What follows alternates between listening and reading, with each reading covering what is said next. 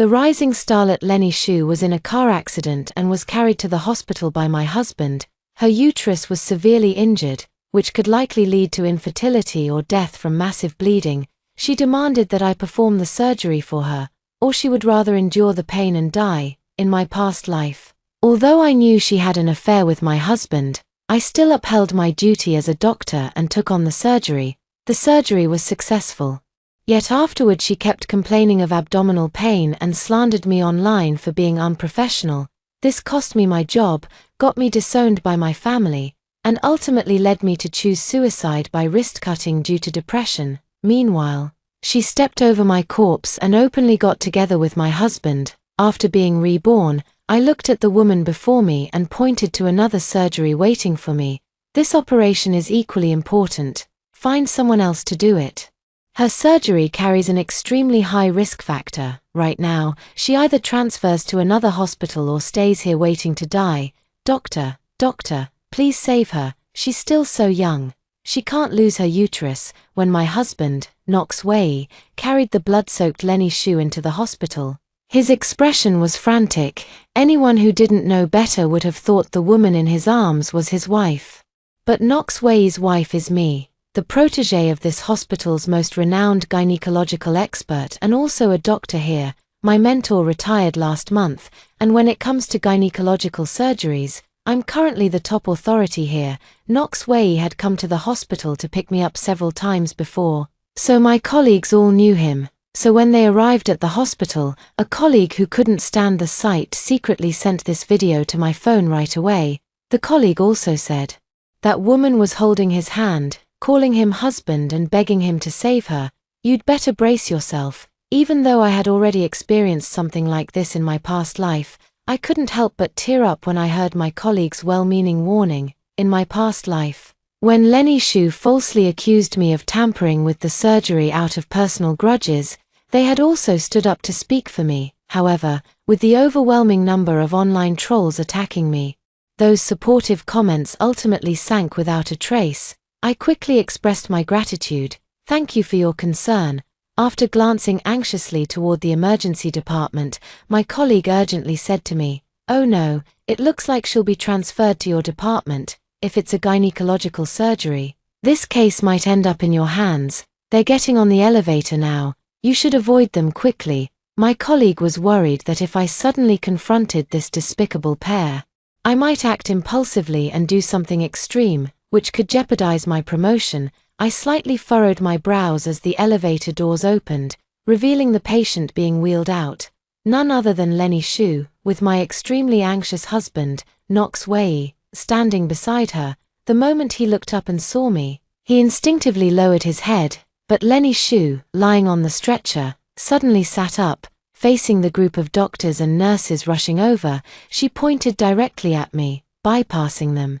"I heard she's the protégé of the gynecology master. I want her to perform my surgery personally." The news of Lenny Xu's car accident has now spread all over the internet. She was taken to our hospital by ambulance, and the video of it was recorded and posted online. This surgery is now under the watchful eyes of the entire internet, and it concerns the reputation of our hospital. When the deputy director arrived and heard these words, he instinctively looked at me. "Xiao Li, since Ms. Xu trusts you so much, you should personally perform this surgery for her." At this time in my previous life, I was about to be promoted to attending physician. If it weren't for Lenny Xu spreading rumors and slandering me online, I would have already been an attending physician. At the time, I was falsely accused by Lenny Xu of tampering with the surgery, and this vice president played a significant role in it. The vice president deliberately deleted the surveillance footage from the operating room that day to ensure the promotion slot would go to Zhong Na, who works in the same department as me, leaving me with no way to defend myself. He's saying this now because he knows this surgery is highly risky. If I don't take it, and Lenny Xu refuses to transfer the patient, the surgery will ultimately fall to Zhong Na. But Zhong Na is quite careless and has already made several minor mistakes during surgeries. He's afraid Zhong Na won't handle the surgery well and will mess up, so it's best to dump this hot potato on me. Unfortunately, he miscalculated. I pointed to the adjacent operating room. I have a surgery scheduled at 10:30. The patient is currently being prepped. It's an emergency ectopic pregnancy case, and her condition is extremely critical. I can't perform 2 surgeries simultaneously, so you'll have to find someone else. I recommend transferring to another hospital. In my previous life, because I was forced to take on Lenny Shu's surgery, the ectopic pregnancy patient was found unconscious in the outpatient building lobby. Jong Na had no choice but to take on that surgery despite the circumstances, but in the end, the patient died on the operating table due to sudden massive hemorrhage during the procedure. She was a 25-year-old girl, in the prime of her life. Her husband, reportedly a military officer, arrived only to find her body had already been moved to the morgue. In my past life, I deeply regretted this outcome. After being reborn, the first thing I did was rush to the outpatient lobby an hour earlier, find her, and urgently arrange for her hospitalization and surgery. I am confident and certain that I can save her, and I very much want to save her. Saving her is infinitely better than saving someone like Lenny Shu, who is utterly ungrateful. After hearing this, Lenny Shu, lying on the bed in pain, shouted at me angrily, "No, get her another doctor. I want you, operate on me now." She knew very well that my medical skills were excellent and could ensure her safe recovery from the operation. Not only was she eyeing my husband, but she was also very satisfied with my expertise. Moreover, she believed that I would never risk my career by tampering with the surgery, or else all my years of hard work would be wasted. I sneered, "On what grounds? Is your life more valuable than others?" The ectopic pregnancy patient is already showing signs of heavy bleeding. If your willfulness delays her surgery and causes any mishap, can you bear that responsibility? With such a heavy accusation thrown at her, if Lenny Shu had even a shred of rationality left, she would know what to do next. She could quickly transfer to another hospital, or have my husband use his financial power to summon a team of experts for emergency surgery. Neither would be an issue. But Lenny Shu, relying on her youth, insisted on locking horns with me. What does her surgery have to do with me? You just don't want to operate on me because your husband likes me. She just blatantly exposed her extramarital affair, drawing gasps from everyone around. This female celebrity really has thick skin, but Lenny Shu didn't care about any of that. All she knew was that this was her chance to take me down, after which she would rightfully become Mrs. Wei. Ignoring the disdainful or astonished looks from those around her, she attacked me again. Shouldn't doctors maintain professional boundaries? My current status is first and foremost that of a patient. You can't refuse me, or you'd be disregarding human life. Is that how disregarding human life is supposed to be used? Trying to guilt-trip me. I almost laughed in frustration at her. I adjusted my mask and turned to leave. I still have preoperative preparations to do. I don't have time to deal with your nonsense here. Transfer to another hospital quickly. There's still time. Seeing that her tactics didn't work on me, Lenny Shu turned pitifully to the anxious Nox Wei beside her. "Darling, I'm in so much pain. Please beg her for me. I only want her to perform the surgery." The moment Nox Wei's gaze met mine, he immediately looked away out of embarrassment and guilt. He never expected such a coincidence, not only running into his affair partner in front of me, but also having her insist that I be the one to perform the surgery. But the moment he thought about how I hadn't gotten pregnant in the 5 years since our marriage, he believed it was my problem. Lenny Shu had already promised to bear his children in the future. He couldn't just stand by and watch Lenny Shu lose her uterus, cutting off the Wei family's lineage. With this in mind, he steeled himself and looked at me, his eyes filled with impatience. "Even if you're angry about my infidelity, there should be limits. Lenny is in this state now. As a doctor, saving lives should be your primary duty. If you dare to stand by and do nothing, I'll divorce you." I sneered inwardly. Was this the man I had loved for 5 years? At the critical moment, he stood by Lenny Shu's side, letting her make things difficult for me. But I'm not afraid anymore. At worst, I'll just walk away from that family. I've already died once. Would I let someone who betrayed me so easily influence my decisions? Without looking back, I just threw him these words. "Then let's divorce. May the bitch and the dog live happily ever after." Nok Wei probably never expected that the woman who had been doting on him after marriage would one day argue with him like this. He only felt that his prestigious name as the second young master of the Wei family had been ruthlessly trampled and ground into the dirt. Facing my retreating figure, he knew this was a hospital. He couldn't drag me away for questioning during work hours, so he could only rage helplessly. Fine, let's divorce, don't you dare regret it. I ignored him, already turning to enter the sterilization room and throwing myself into my work. Behind me, the heavy iron door slowly closed, cutting off everything from the outside world. At this moment, nothing else in the universe mattered to me. I was just a doctor, and my mind was solely focused on my patient. How to ensure she safely left the operating table, that was now my most important task. Outside, just a wall away, in the hospital corridor, Lenny Shu was still throwing a tantrum. I don't care, I want her to perform my surgery. If she refuses, I'll die right here in your hospital today. Nok Wei initially tried to reason with her. Lenny has already started another surgery, it'll be hours before she's done, and your condition can't wait. Let me arrange a transfer for you. The public hospital 5 kilometers from here is highly reputable. They'll definitely ensure you leave the operating table safely. If it weren't for the fact that after the car accident, Lenny Shu had insisted the ambulance bring her here for treatment, she should have been taken to the top-tier public hospital closer to the accident scene, not this high-end private hospital. The deputy director was also afraid that Lenny Shu might die in the hospital due to her willful delay, which would escalate the situation once public opinion flared up. He had no choice but to join in persuading her. Indeed, Miss Shu, perhaps you should consider transferring to another hospital. Professor Bai has already retired, and the other gynecology specialist is currently on leave. Aside from Dr. Li, the only surgeon available for your procedure here is Dr. Zhong. But Dr. Zhong is relatively inexperienced. For safety's sake, I also recommend you transfer immediately. But Lenny Shu wouldn't listen. Her mind and eyes were completely fixated on the imminent position of Mrs. Wei. She even asked the deputy director, how much longer until her surgery is over? I'm willing to wait for her, seeing her so determined. The deputy director arranged for her to undergo a full-body examination in the adjacent inpatient ward while having someone call into the operating room to ask the nursing staff.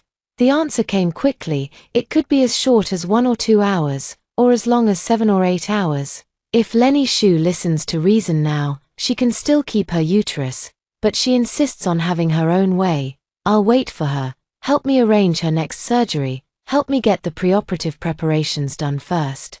With a pale face, Lenny Shu, assisted by the nurse, began prepping for surgery by shaving and changing into a hospital gown, while the deputy director and Nok Wei were ushered out of the room. Fearing potential danger, Nok Wei even called his secretary. Get me the most authoritative experts available from nearby hospitals right now, no matter the cost. Hearing this from inside, Lenny Shu immediately began shouting, No, I want Lenny Shu. You're not allowed to call anyone else. Or I'll break up with you. Nok Wei had no choice but to give up. Then, with a pale face, Lenny Shu waited while inhaling oxygen, even finding time to record a video to interact with her fans, until half an hour later, when a large amount of blood suddenly gushed out beneath her. The surgery finally ended 5 hours later. Looking at the wound that had finally stopped bleeding, I handed the hemostat to my assistant, drenched in sweat. The rest is up to you. I stepped back weakly, leaning against the wall to rest, but my legs kept giving way. Standing for too long, combined with extreme tension, had left me completely drained of strength. A nearby nurse quickly asked with concern, Are you okay? I wiped the sweat from my forehead and nodded. Just like in my past life, halfway through the surgery, the patient suddenly experienced massive bleeding. Fortunately, I was well prepared and turned the situation around beautifully, saving the patient's life.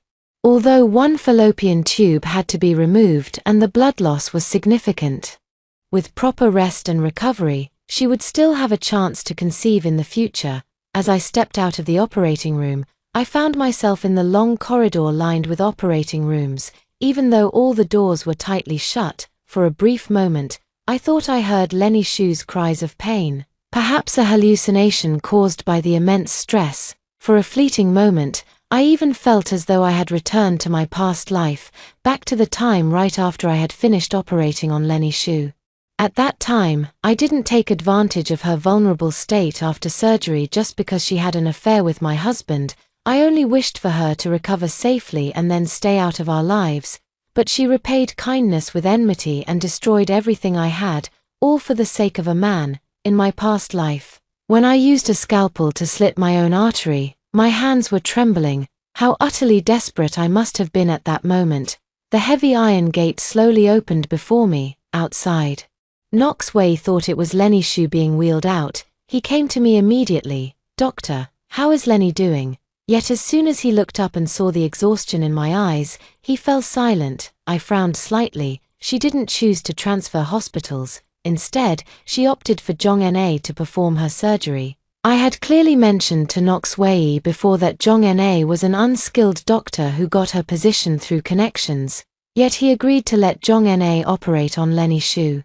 It seems he doesn't love Lenny Shu as much as I thought. He's practically playing with her life. Knox Wei clearly understood my implication. With a worried expression, he said, "I didn't want to either, but there was no time left. Her condition is critical. Lenny Shu isn't my patient now. Whether she's in danger or not has nothing to do with me. Exhausted as I am right now, I'm in no mood to discuss the details of a third party with him." I turned and headed towards my office. Right now, I was so hungry that my vision was blurring, and all I wanted was to quickly eat something to replenish my energy. Suddenly remembering something, I quickly turned on my phone's front camera, tapped the record function, and hid it on a nearby bookshelf, aiming it at myself. I showed my slightly trembling hands to the camera. Just finished a 5-hour surgery. My hands barely feel like my own anymore. Then, with practiced ease, I pulled out a pack of crackers from the drawer and began wolfing them down, washing them back with gulps of cold water from my cup. The colleague sitting next to me looked puzzled and asked, "Are you recording a video or live streaming? The hospital doesn't allow live broadcasts." Lenny, shushed them and flashed a knowing smile. "It's a video. You'll see its purpose later." With that, I started eating while jotting down the surgical notes. Suddenly, with a loud bang, Knox Wei barged in without knocking. His eyes were bloodshot as he grabbed my hand. "Lenny is in grave danger right now. The hospital has approved your participation in the surgery. Hurry and save her." I knew Lenny Shu wouldn't let me off so easily. Encountering danger, and they want me to join. Is the vice president trying to make me take the fall for Zhong Na? Lenny Shu would certainly be pleased to see it happen, but I don't want my career destroyed again. I pointed at my trembling hands. "I'm afraid I can't help. I need at least an hour to recover. Use your financial power to bring in an expert team from outside." Knox Wei, seeing this, said hoarsely, "The experts I called won't arrive that quickly. She might not make it. If anything happens to her, I won't let you off." I found it amusing and looked up at him coldly. What does it have to do with me? I'm neither her attending physician nor involved in her treatment process. The car accident happened because she was playing too wildly with you in the car, distracting the driver who then crashed into the roadside greenery. Otherwise, the injury wouldn't have just happened to hit her uterus. What does that have to do with me? Did I tell you to have an affair with such daring moves? Or was I the one driving? Clearly, there was a more reputable and closer top-tier hospital near the accident site, yet she insisted on coming all the way here to have me, the legal wife, perform her surgery. Her malicious intent couldn't be more obvious. Knox Wei was left speechless by my retort because he knew it was all true. He just didn't expect that I even knew about his affair with Lenny Shu in the car. After a long pause, he guiltily turned his head away. "Honey, you've got it all wrong. I didn't mess around with her in the car, and we're not in the kind of relationship you're thinking of. Let's talk about this when we get home." With that, he hurriedly left my office in a fluster. After witnessing the entire process, my colleague gave me a thumbs up. "You're clairvoyant." I smiled bitterly. Once bitten, twice shy. It was only after I died in my previous life and became a ghost, drifting back to the wedding room, that I overheard Knox Wei and Lenny Shu arguing and learned the truth about Lenny Shu's car accident. It was truly disgusting. After exactly an hour's rest, The second scheduled surgery of the day was ready. I walked through the fingerprint lock and stepped back into the corridor of the operating room, just in time to see Lenny Shu, who had been vomiting uncontrollably, being wheeled out of a nearby operating room. Aside from Jong-na, she was accompanied by an expert who had arrived later. But by the time the expert got there, the surgery was already over, leaving no chance for intervention.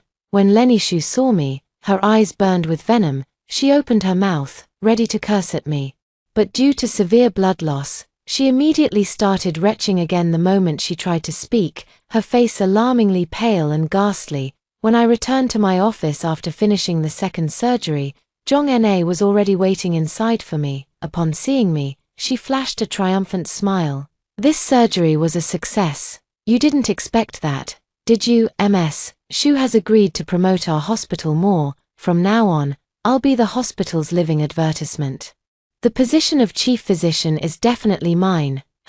Chief physician. In my past life, if it hadn't been for the vice president and Lenny Shu teaming up to sabotage me, the title of chief physician should have been mine. It seems in this lifetime, the two of them have reached a consensus and joined forces. But I'm not afraid. This time, I didn't take on Lenny Shu's surgery, so whether she recovers or not won't affect me. Moreover, because the first ectopic pregnancy surgery I performed earlier was particularly successful, the patient's family was extremely satisfied when they arrived and even mentioned giving me a commendation banner. Now, all the medical staff on this floor say my reputation is the best, and my promotion is already a widely expected outcome. At 6 in the evening, when I finally took off my white coat and left the hospital, I felt an overwhelming sense of relief. This dreadful day was finally coming to an end. When I got home, Knox Wei hadn't returned yet. He was probably still at the hospital keeping his Lenny Shu company.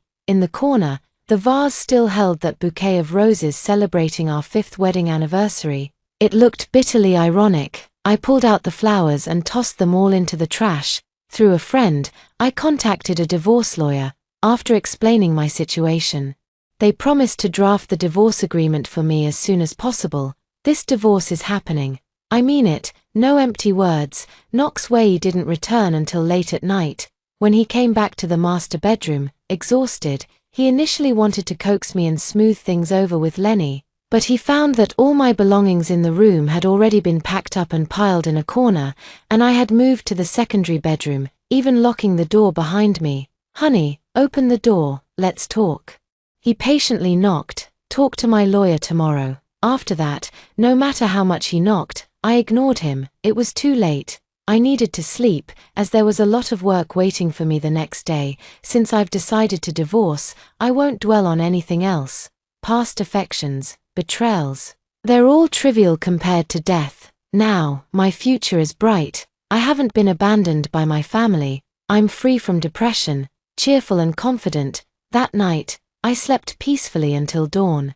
While Knox Wei, on the other hand, didn't sleep a wink. One moment he worried about the truth behind Lenny Shu's car accident being exposed online, tarnishing his image as an entrepreneur. The next, he fretted over whether Lenny Shu's post-surgery condition would affect her fertility. And then he agonized over whether I was serious about divorcing him and how much of his assets I might take. Early in the morning, I very disciplinedly stepped off the treadmill and then sat at the table to begin enjoying today's breakfast. Knox Wei finally got out of bed. With dark circles under his eyes, he sat across from me, looking at the large and small packed bags in the living room. Rubbing his temples with a headache, he said, "Are you really going to divorce me? I was just saying angry words yesterday." I curled my lips into a smile, looking at him with eyes full of disdain. "Yes, let's get divorced. The divorce agreement has already been drafted and will be delivered to your office this morning. Sign it, and we can part ways amicably." Knox Wei finally panicked. It wasn't that he couldn't bear to part with me. Otherwise, he wouldn't have cheated. He's afraid I'll take a share of the marital assets after divorce.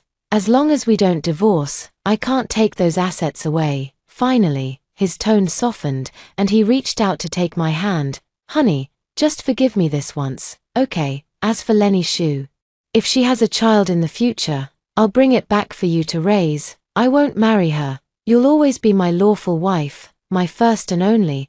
But why should I tolerate my husband having an affair and even fathering a child with another woman? Is raising the child of his mistress some kind of favor to me? I felt utterly disgusted and withdrew my hand, vigorously wiping it on a napkin. No need, you two can raise as many as you want. The moving company I hired will be here soon. Here's the house key. The next time we meet will be at the Civil Affairs office. With that, I flung the house key onto the table, picked up my handbag, and walked out of that home. No matter how much he tried to stop me, I had already discussed the divorce with my family, even the elders in our clan. After a brief online family meeting last night, where I threatened to cut ties, they finally stopped urging me to reconcile with Nox Wei and reluctantly agreed to the divorce. Marriage is the union of two families, and divorce is the separation of two families. The financial entanglements may not be completely severed for the time being, but future cooperation will never be as close as before. Once divorce is announced to the elders, there's no turning back. Regardless of whether Nox Wei opposes it or not, the divorce is inevitable. Nox Wei didn't put up much resistance. He believed the reason we had no children in 5 years lay with me. And I only took what I was entitled to ensure his future children could legitimately inherit the family assets. He gritted his teeth and agreed. Early the next morning, I took a day off specifically to go to the Civil Affairs Bureau with Nox Wei. 30 days later, when the divorce cooling-off period ended, we would be completely done with each other. As we left the Civil Affairs Bureau, Nox Wei sneered, "You're infertile. Without me, you're nothing." I smiled back, "Without you, I'm still Dr. Lee, and also Ms. Lee. I have education and background. I can live well on my own, and there's nothing wrong with my fertility." The premarital health report from 5 years ago. I've seen it. You were too busy to read it back then, so I helped you keep it in the bottom drawer of the safe. Take a look when you have time. Nox Wei panicked. "What do you mean by that? How could I possibly?" I didn't respond, but instead hailed a taxi and left the Civil Affairs office on my own. Between us, the one who was infertile wasn't me, but Nox Wei with his irregular lifestyle. He had azoospermia, the kind that couldn't be cured. I had known this result since our premarital checkup 5 years ago, but I kept it to myself to avoid hurting his pride, especially since I hadn't planned to have children within those 5 years, so I didn't take the initiative to tell him, waiting for him to discover that premarital checkup result himself later. Who would have thought this would become his excuse for cheating? How utterly ironic. When I returned to the hospital, my colleagues seemed to be looking at me differently. Did Lenny Shu cyberbully me again? Back in the office, I immediately asked my colleague Xiaofen, "What's wrong with them?" Xiaofen secretly told me, "These past few days, to suppress you and boost Zhong En's reputation." Lenny Shu has been bragging to her online followers during live streams about how exceptional Zhong En's medical skills are. Although Lenny Shu occasionally experienced abdominal pain these past few days, Zhong En, as the attending physician, didn't take it seriously, assuming it was a normal post-surgery symptom. As a result, today Lenny Shu suddenly complained of unbearable abdominal pain. After an examination, it was discovered that there was a surgical complication, which had already led to infection and pus formation, and may require a hysterectomy. Zhong En has already been suspended because of this, and an investigation into the medical malpractice will soon begin. It's likely that even the deputy director won't escape shared responsibility. Lenny Shu specifically requested that you perform this surgery again, no matter how long the wait, so she won't rest until she drags me down. Is that it? Originally, I didn't want to escalate personal matters, but since she keeps targeting me, it would be impolite not to return the favor. During the lunch break, I called a friend who runs a media company to ask for a small favor. Half an hour later, a certain paparazzi dropped a bombshell. Popular starlet Lenny Shu caught cheating with a married wealthy heir. Videos of Nox Wei carrying Lenny Shu to the hospital, Lenny Shu crying and begging me to perform surgery on her. Footage of that conversation between Nox Wei and me in the office, and photos of Nox Wei and me at the Civil Affairs Bureau getting divorced were all bundled and thrown online. There was even roadside surveillance footage of the two crawling out of the car in disheveled clothes on the day of the car accident. Everything was meticulously arranged to nail them down from every angle. leaving them no chance to recover. The internet exploded instantly, with countless onlookers rushing to join the drama. By the time Lenny Xu and Knox Wei tried to control the narrative, it was already too late to cover anything up. Knox Wei doesn't have social media accounts, but Lenny Xu does. Her account, with 5 million followers, was instantly flooded by netizens, who tore into her mercilessly. Lenny Xu is vicious. After the car accident, she deliberately went to the ex-wife's hospital. Was she trying to humiliate her? How could she have the nerve to demand that the ex-wife perform surgery on her?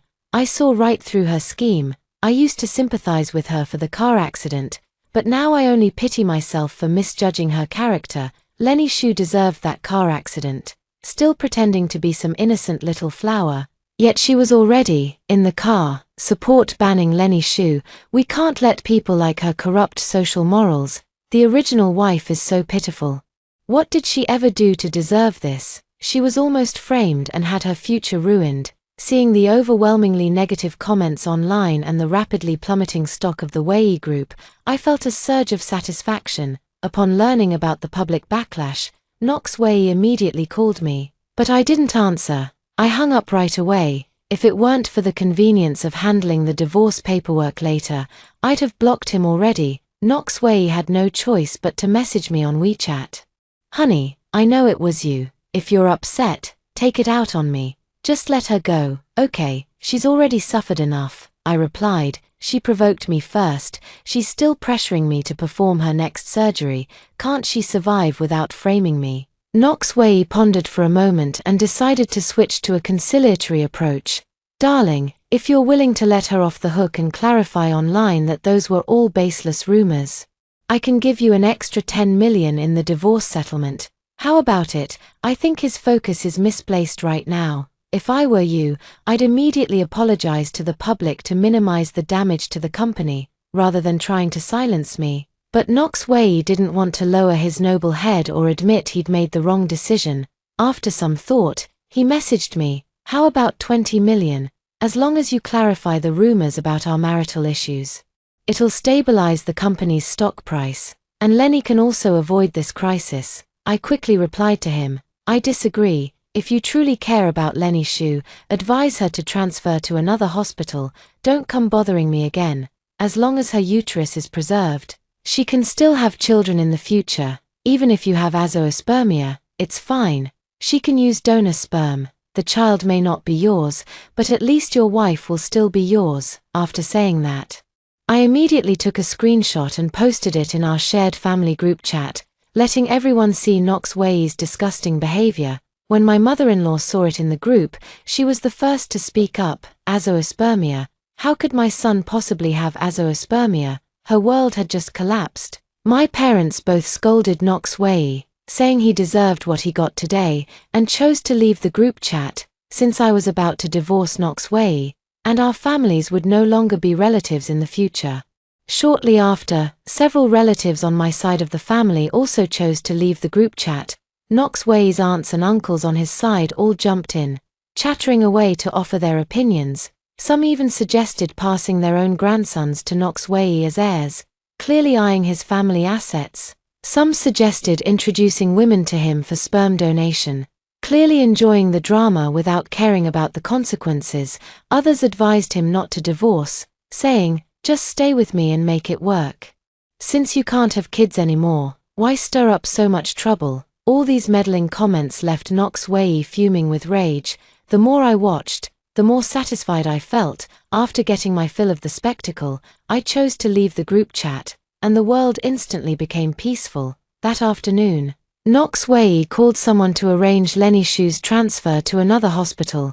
Probably fearing that Lenny Xu might provoke me again and cause more embarrassment, my contact with Knox Wei decreased. But I remained on good terms with his cousin. She later secretly shared a lot of inside information with me. For example, Knox Wei was removed from the successor list by his father due to his azoospermia and the negative impact on the company's stock price.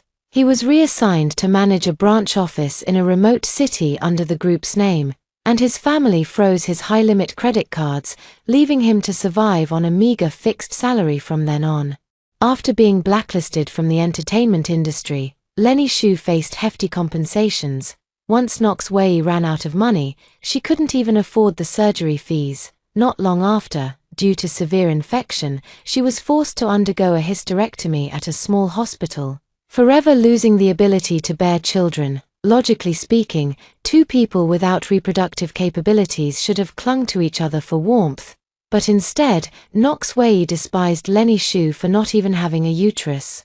Constantly picking fights with her every few days, Lenny Shu couldn't take it anymore and chose to end her debt-ridden life by jumping off a building one night.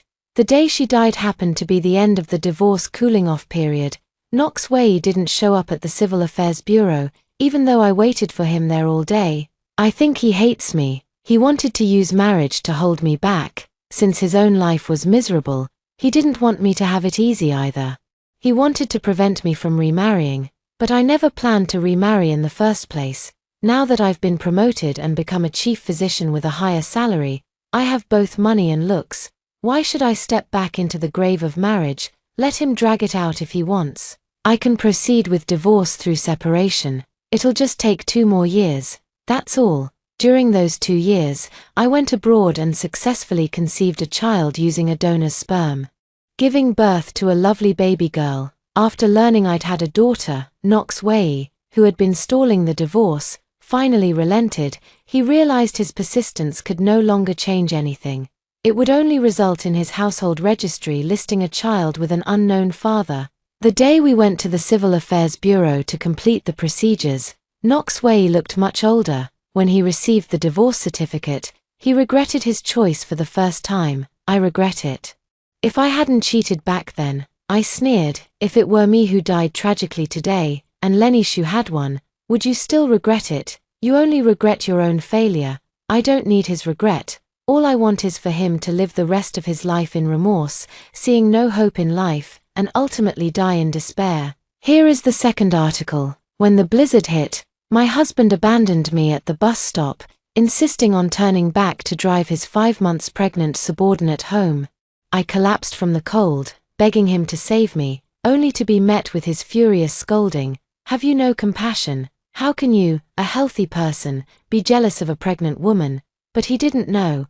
I was pregnant too, watching the car disappear into the snowy distance. I clutched my belly and let out a desperate, bitter laugh. I don't want the child anymore. I don't want this person anymore either. But when my husband found out I had chosen to have an abortion, he broke down.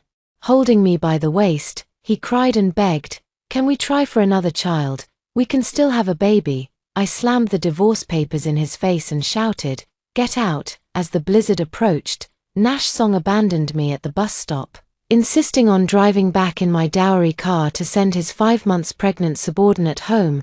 Clutching my phone, a chill spread from my fingertips to my entire body.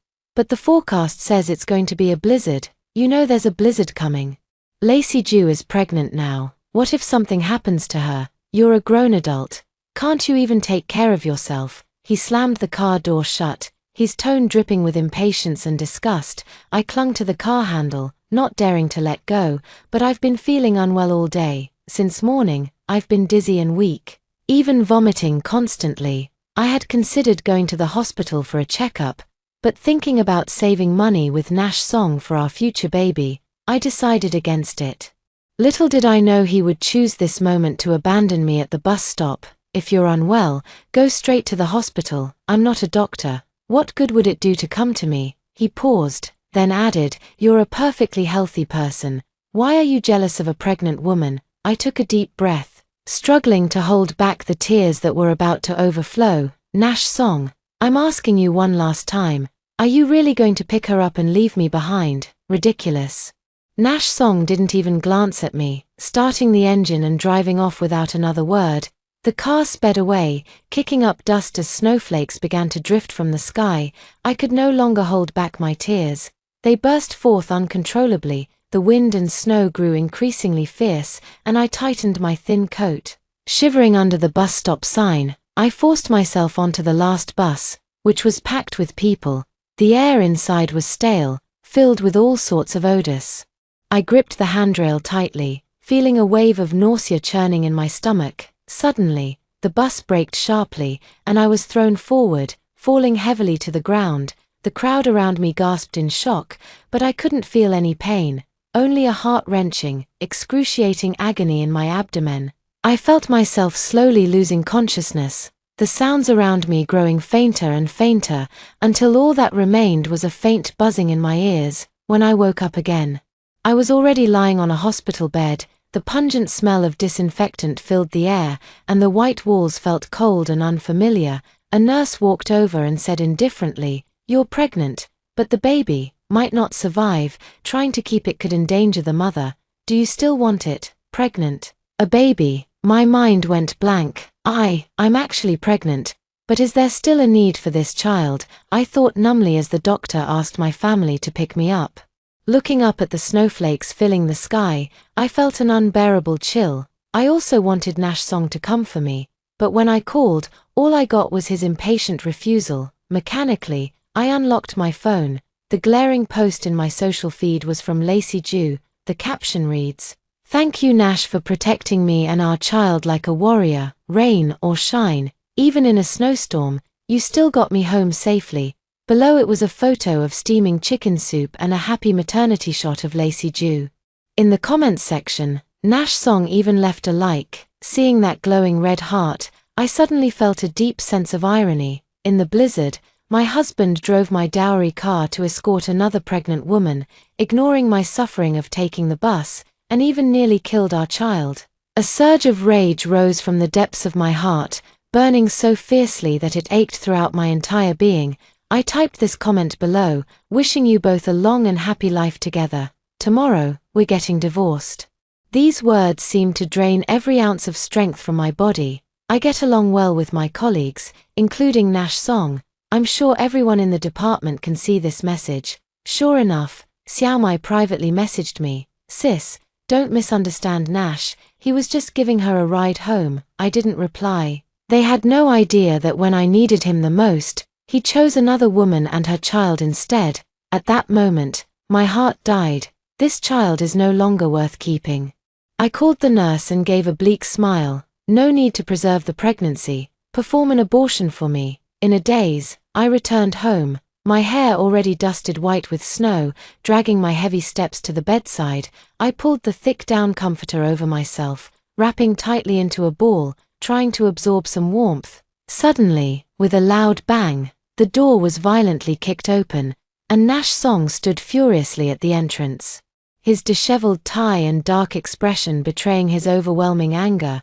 "What did you mean by that comment? You deliberately embarrassed me in front of my subordinates." He tugged at his tie, his tone dripping with impatience. Wrapped in the blanket, I remained motionless, simply watching him quietly. As if he were a stranger, he seemed even more infuriated, raising his voice, "It's just giving a colleague a ride to and from work.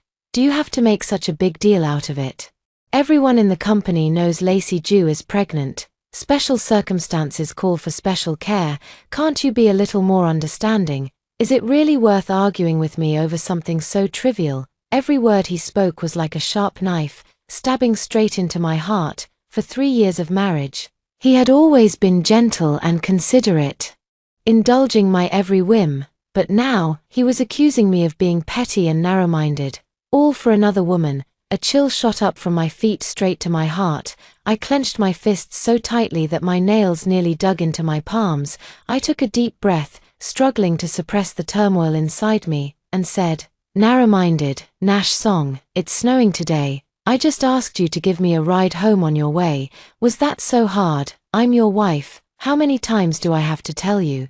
It's just colleagues helping each other out. Mara, I remember you weren't like this before, but I'm pregnant too." My face turned deathly pale, my stomach churning violently, almost making me vomit. Nash Song stood at the door, arms crossed, looking impatient. "What now? What kind of sympathy act is this?" I raised my head and stared at him coldly. "An act? Nash Song. Do you really think I'd stoop to such games? Let me tell you, the baby was lost while you were busy sending another woman home." He froze for a moment, then scoffed, "Stop joking. Just because I refuse to give you a ride, you start making up stories. A child? Where did you get a child from? If you were really pregnant, you should be more considerate of Lacey Jew. She's a pregnant woman with limited mobility. Why are you picking fights with her? His tone was icy, devoid of any concern, filled only with endless accusations. I couldn't hold back any longer.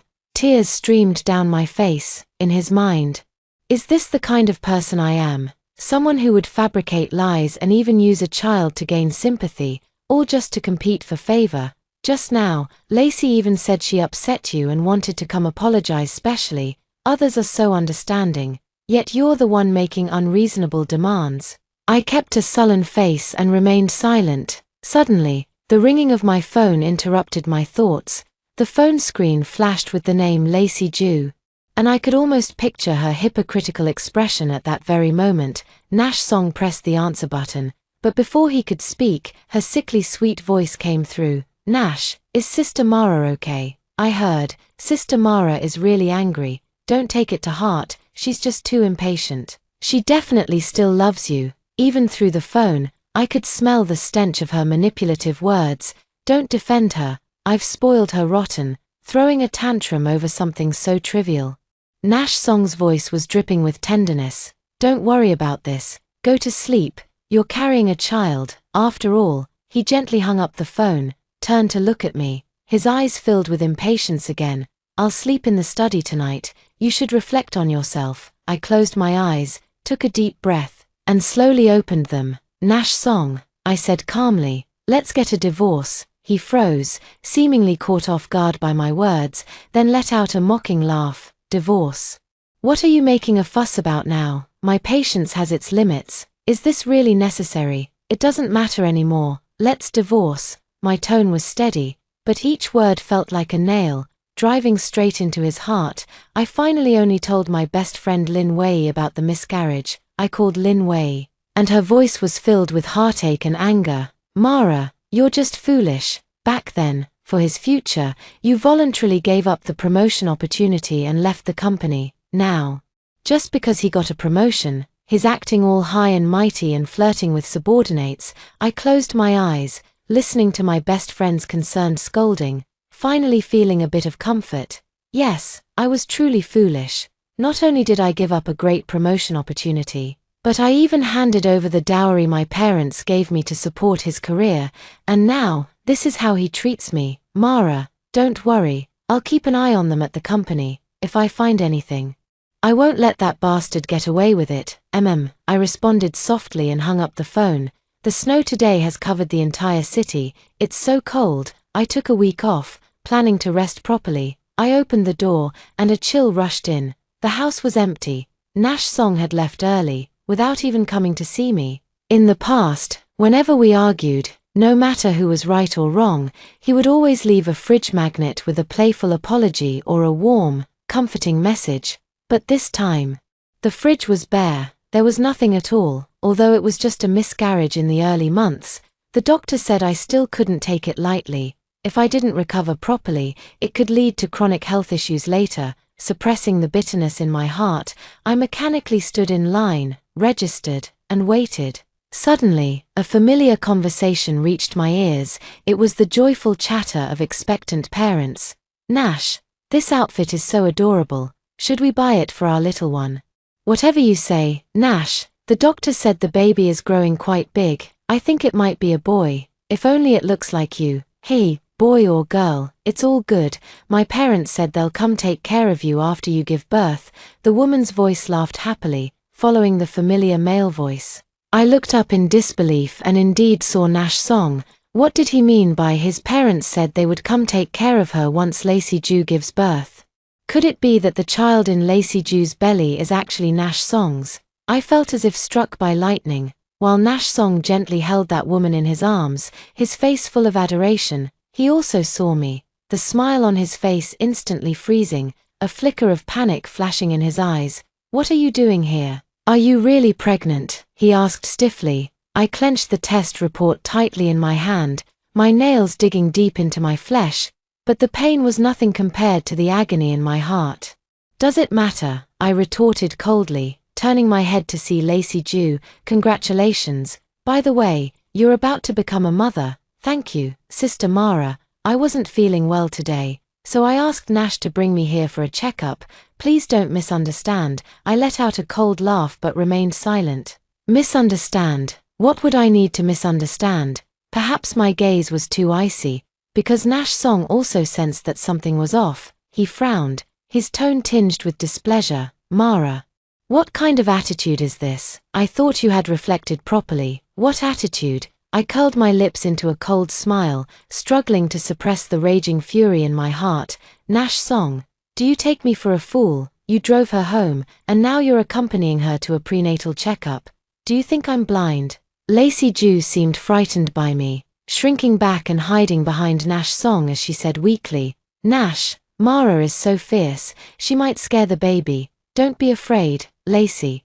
I'll talk to her properly. He comforted Lacey Jew gently, but when he turned to look at me, his eyes were filled with disgust. Enough already. Are you stalking me? What do you want to know? Whether the child is mine? His tone was icy. So what if it's mine? Before, I still felt some guilt towards you. But seeing how jealous you are, I know I made the right choice. So this child really is Nash Song's. This scumbag. With Nash Song's favor, Lacey Jew immediately changed her attitude, arrogantly stroking her pregnant belly and boasting, Nash not only picks me up and drops me off, but also accompanies me for walks, brings me afternoon tea, and won't even let me take the bus or subway. He says only women without any ability would squeeze onto public transport. If we're talking about the skill of being shameless, I must admit, I'm no match for you. I scoffed. What, does she think Nash Song is some kind of treasure? You, Lacey Jew was left speechless, but I continued to taunt her word by word. What about me? Lacey Jew, don't tell me you think being a homewrecker is something to be proud of. TSK, still better than a useless hag with no skills. She rolled her eyes as we exchanged insults. Ha, if you want this man, I'll let you have him. I sneered, no longer caring. But as for my money, don't even dream of getting a single cent. Turning to Nash Song, I snapped, the car is mine, hand over the keys now. Still dreaming of a beauty to match your fancy car. Keep dreaming. Faced with his betrayal, I was surprisingly calm. No more tears, no more outbursts. Consider it as feeding your sincerity to a dog.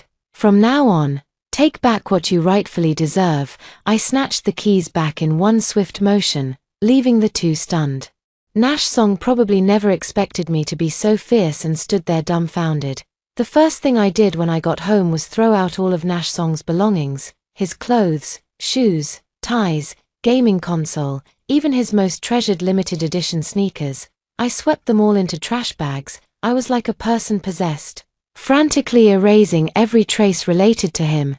This house was bought before marriage under my name. Nash Song didn't contribute a single penny. So what right does he have to strut around here with Lacey Jew? After exhausting myself for most of the night, I collapsed onto the sofa. Only then did I realize how suffocating my life had been during these 3 years of marriage. Like a fool, I was played for a fool by him and Lacey Jew. Originally, we were both working on projects at the company, and I had always been the top performer. It was him who said the work pressure was too much and that after marriage, he wanted me to rest properly. Letting him shoulder the burden of work, I took his words to heart. After marriage, I gave up my promotion opportunities, handed over all my resources to him, and took up a clerical job at a small company. The pay was low, but with regular hours from 9 to 5, it was stable and secure. I had much more time to spend with him, with his parents, and to keep the household in perfect order. Now that his life has improved, he's making more money and has been promoted. Those little thoughts of his can no longer be hidden. The phone rang. It was Nash Song calling. I hung up directly and then blocked him. Immediately after, he called again from a different number. I answered irritably. What the hell do you want? Mara Jew, are you out of your mind? You threw all my things away. Do you know how expensive those were? His voice was filled with anger. Ha, Nash Song, so you know what expensive means. Then what did you take my youth and my feelings for? Bargain bin trash, I sneered. Stop being unreasonable. Lacey is pregnant now and emotionally unstable. I can't let her get upset. So what, you want me to suffer so you can pamper your mistress and illegitimate child?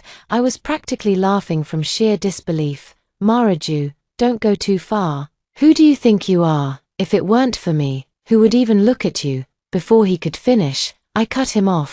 "Nash Song, listen up, from today on, there's nothing between us anymore. Go be with whoever you want, just don't bother me again, and this house is mine, it has nothing to do with you, don't come back." With that, I hung up the phone fiercely and blocked him too, turning off my phone. The world was finally quiet. I stood up and walked to the floor-to-ceiling window. Gazing at the brightly lit city outside, now completely blanketed in snow, I took a deep breath. Divorce. Perhaps it was the most correct decision I had made in the past 3 years. Early the next morning, I went to the law firm to consult about the divorce proceedings. The lawyer said that both the car and the house were purchased before marriage, considered premarital assets, and would remain mine after the divorce. The other parts just need to be discussed with my husband. What's there to discuss? Everything belongs to me. He leaves with nothing. I grabbed my phone and scrolled to Lin Wei's number. My best friend is the intelligence hub at the company. If she wants to know something, there's nothing she can't find out. Vivi, I'm at the hospital. I ran into Nash Song and Lacey Jew, and they confronted me. What a pair of scumbags. Just wait. I'm going to chop him up. Vivi, don't act rashly. I need you to do me a favor. I paused, then continued. Gather all the dirt on them at the company. I have a tough battle ahead.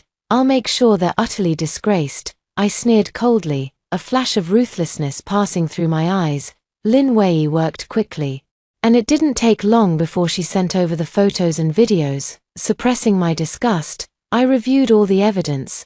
Did they think they could do whatever they wanted just because it wasn't happening right under my nose? Turns out, the affair between Nash Song and Lacey Jew had long been an open secret in the company. Hugging and flirting are child's play. What's worse is they even carry on in the company break room, meeting rooms, and even the office. They often take advantage of business trips to go off together. The whole department knows, but because of their positions, everyone keeps it from me. These two are utterly shameless. Lin Wei's tone dripped with scorn. I always said Nash Song isn't that capable. Many of the projects he used for his promotion were actually ones you worked on before. He just took credit for your achievements and claimed them as his own. My hand gripping the wine glass suddenly tightened, nails digging deep into my palm. And that bitch Lacey Jew, relying on Nash Song's favor, acts like she owns the company. Anyone who crosses her ends up getting sidelined by Nash Song.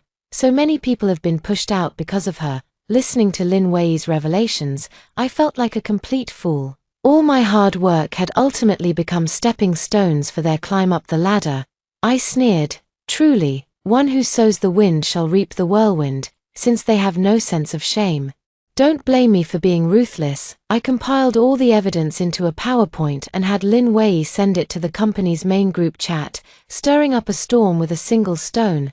The group chat exploded instantly, and it wasn't long before Nash Song and Lacey Jew were called in for a talk. Lin Wei also called, her voice brimming with excitement. Mara, your PPT is amazing. The whole company is talking about it now. Nash Song and Lacey Jew's reputations are completely ruined. I bet they'll be packing their bags and leaving tomorrow. As expected, Nash Song and Lacey Jew were fired by the company. But this wasn't enough, far from enough. I opened my computer and drafted a new email. In the recipient field, I entered the email addresses of all the clients who had worked with Nash Song, as well as those of senior executives in the industry. In the attachment are those disgusting videos and photos that Lin Wei sent me. In no time, Nash Song's scandal was everywhere, becoming a disgrace in the industry. I guess no other company in the field would be willing to hire him now, would they? Lin Wei called me with the good news. Mara, the entire industry has issued a ban. They absolutely refuse to take in these two scumbags. Moreover, Nash Song has nowhere to go now and can only hole up in Lacey Jew's rented apartment.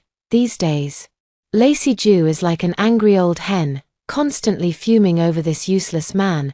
I also find it somewhat amusing. Didn't Lacey Jew think Nash Song was some kind of treasure? Now that she's got him, why isn't she cherishing him anymore? After being fired, Nash Song barged into my house like a mad dog, shamelessly refusing to divorce. Why should we divorce? This house is half mine, he shouted, eyes bloodshot, reeking of alcohol. Spittle flying onto my face, I wiped my face in disgust and sneered.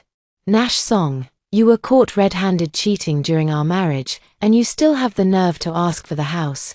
Keep dreaming. Hearing this, he became even more aggressive, spewing vulgar insults. You bitch. You made Lacey Jew threaten to abort the baby. If anything happens to my child, I'll make you pay. I couldn't be bothered to engage with him and simply locked the door behind me. The next morning, as I left for work, I found the door vandalized with bright red paint.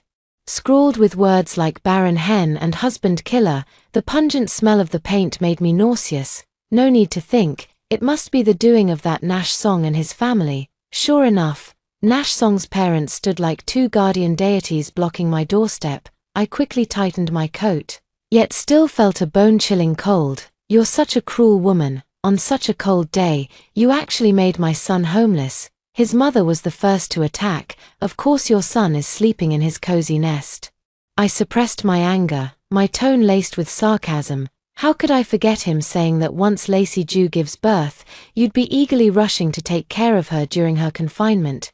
So how is it that now you're suddenly homeless? At these words, her face darkened even more.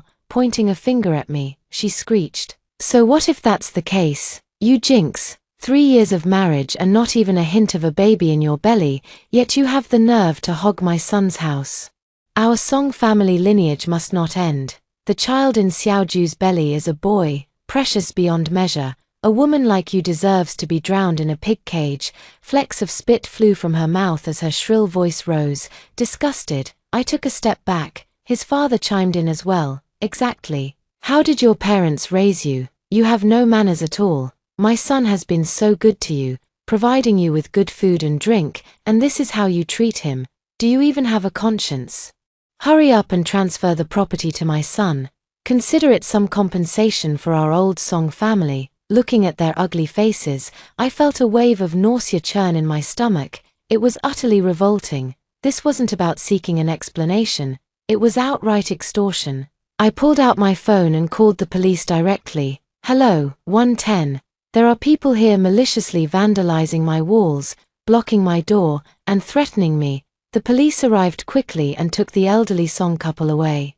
Watching them being shoved into the police car, I felt a surge of satisfaction. That evening, I received a call from the police station asking me to come over. When I arrived, I saw Nash Song's parents sitting stiffly, their faces filled with defiance but unable to hide the panic in their eyes. I said firmly to the police, I want to press charges against them for trespassing and malicious vandalism. I refuse any private settlement. You wretched woman, Nash Song's mother pointed at me. Her lips trembling, I glared at them coldly. There's a high-definition camera right at my door, capturing every angle clearly. Your criminal evidence is undeniable, and now you dare to spew nonsense in the police station. I'll sue you for defamation too. Mother Song slumped in her chair, her face alternating between green and pale. I snorted disdainfully. The sin was committed by your son, not me. If he hadn't cheated first, I'd still be respectfully calling you mom and dad. Showering you with gifts during holidays, these cotton-padded jackets you're wearing. I went to 3 different malls last winter just to pick them out for you, and they cost over 3,000 yuan. For the past 3 years, I've given you my heart and soul, and what do I get in return? A morning of paint threats and curses. Why should I swallow this anger? As I spoke, my eyes grew slightly moist, but I held back the tears, refusing to let them fall. The police, following my instructions, began taking notes and once again warned the Song parents to mind their words. At that moment, Nash Song also arrived at the police station. The moment he entered, he fell to his knees with a thud before me. His face twisted in sorrow as he pleaded, Mara, I'm begging you, please let my parents go. I know I was wrong. I want a divorce. I'll do it right now. I'll agree to whatever terms you say.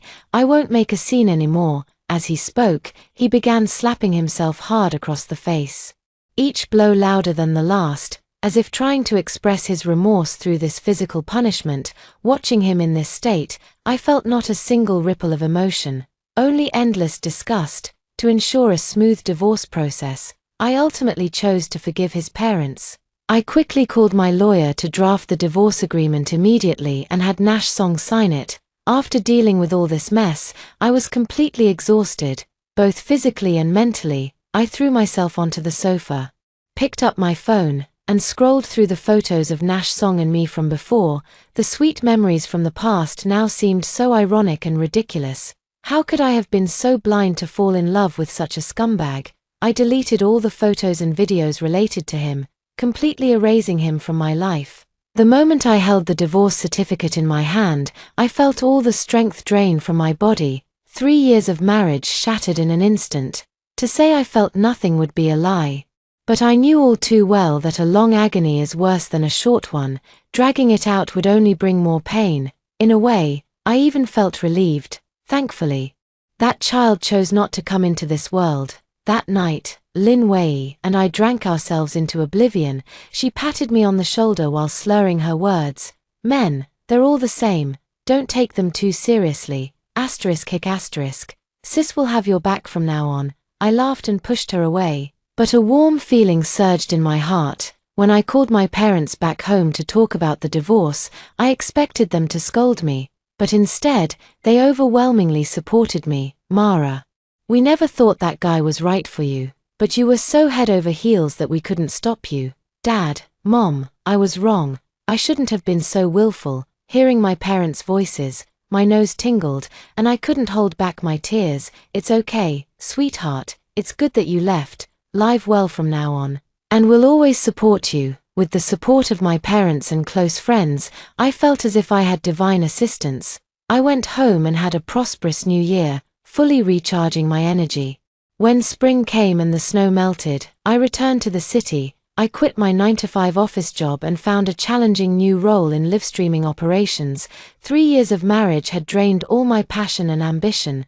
Now was the time to reclaim them. The work was exhausting, yet deeply fulfilling. Before long, I carved out my own success through sheer capability. Business negotiations came one after another, and the streamers under my management were all making a fortune.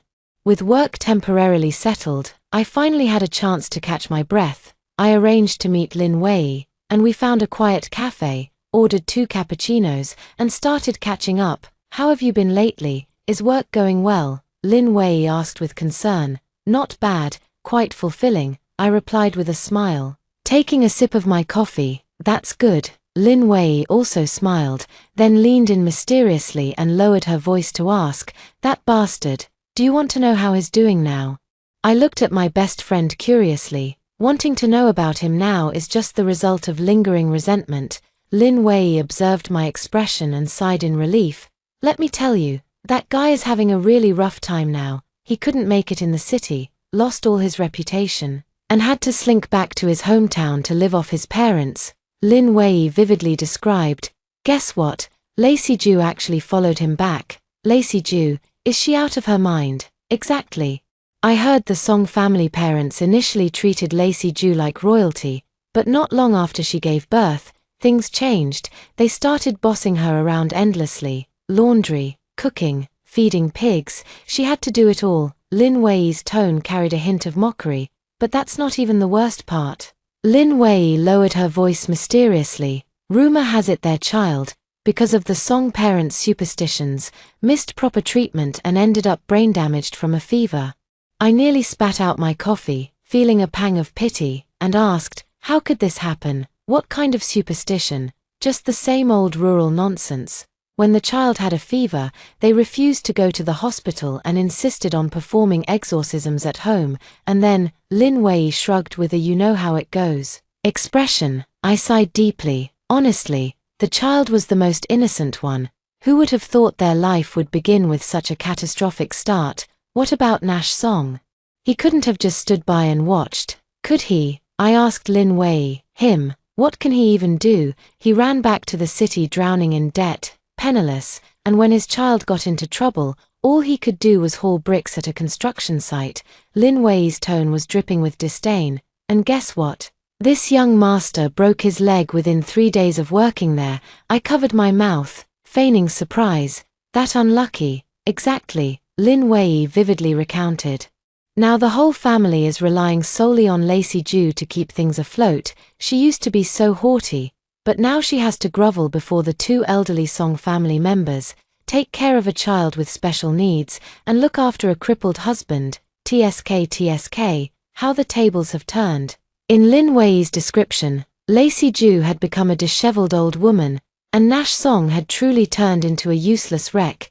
My eyes turned cold as I recalled that humiliating marriage.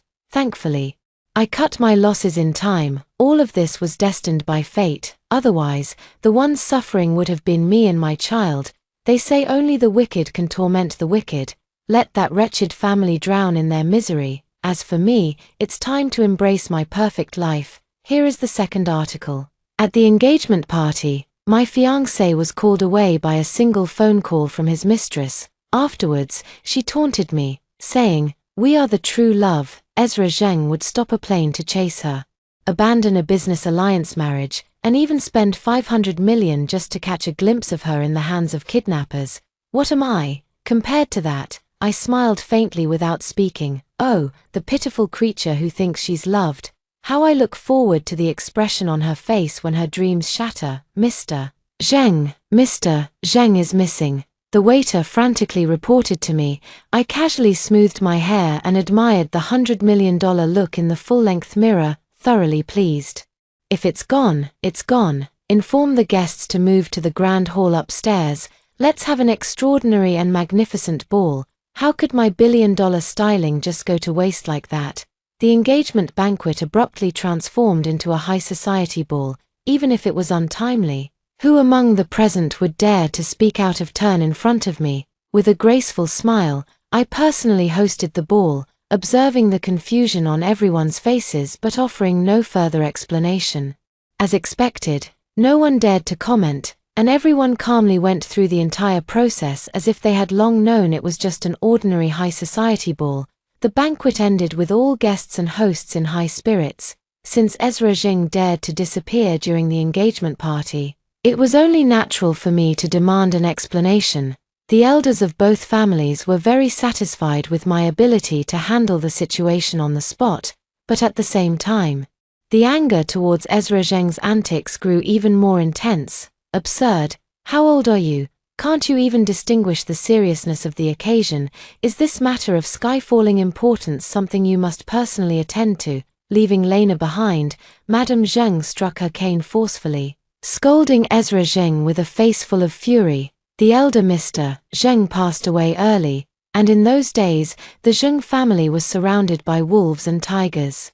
It was this matriarch who wielded thunderous authority to stabilize the Zheng family's position and suppress many ambitious schemes. In high society, there is no one who does not show her a measure of respect. Even though she is now old and her eyes are dim, it doesn't mean she is senile. The marriage between Ezra Zheng and me was orchestrated by this old lady herself. Ezra Zheng lowered his eyes, his posture humble. The dark circles under his eyes and the bloodshot whites made it clear he hadn't slept for nights. His spirit worn and weary, he remained silent, obediently accepting the old lady's reprimands. This was his usual demeanor, in front of elders. He was always the picture of a repentant and well-behaved man. The old lady had been scolding for so long that she grew tired, and with Mrs. Zheng constantly trying to placate her with kind words, she eventually grew annoyed. Turning to me, she put on a warm smile again. "Lena, it's that rascal Ezra Zheng who's wronged you. Feel free to hit or scold him however you like. You two grew up together, and you know how his brain sometimes short-circuits and he does stupid things, but deep down, he's not a bad kid. However you want to handle this, just let him make it up to you." I was admiring my freshly done manicure when suddenly being put on the spot, so I could only respond with a polite smile. "I don't mind much. Ezra often surprises me like this. I'm used to it by now, but my parents are a bit confused, so they specifically dragged me here to ask, does the Zheng family have any issues with me, or with my Pei family?" The final note faded, leaving the room so silent you could hear a pin drop. Who dares to voice any objections against the Pei family? The Pei family may be the new tech elite in Haicheng, but they are the last ones you'd want to cross. Founded under the leadership of CEO Pei, the family's influence has expanded more than tenfold in just over a decade, forcing even the established old money families of Haicheng to step aside. Among Mr. Pei's 3 children, the least promising one is sitting right in front of them. Yet, even this least promising individual, upon entering the jewelry industry a few years ago, quickly rose to become one of the top players in the field. Mrs.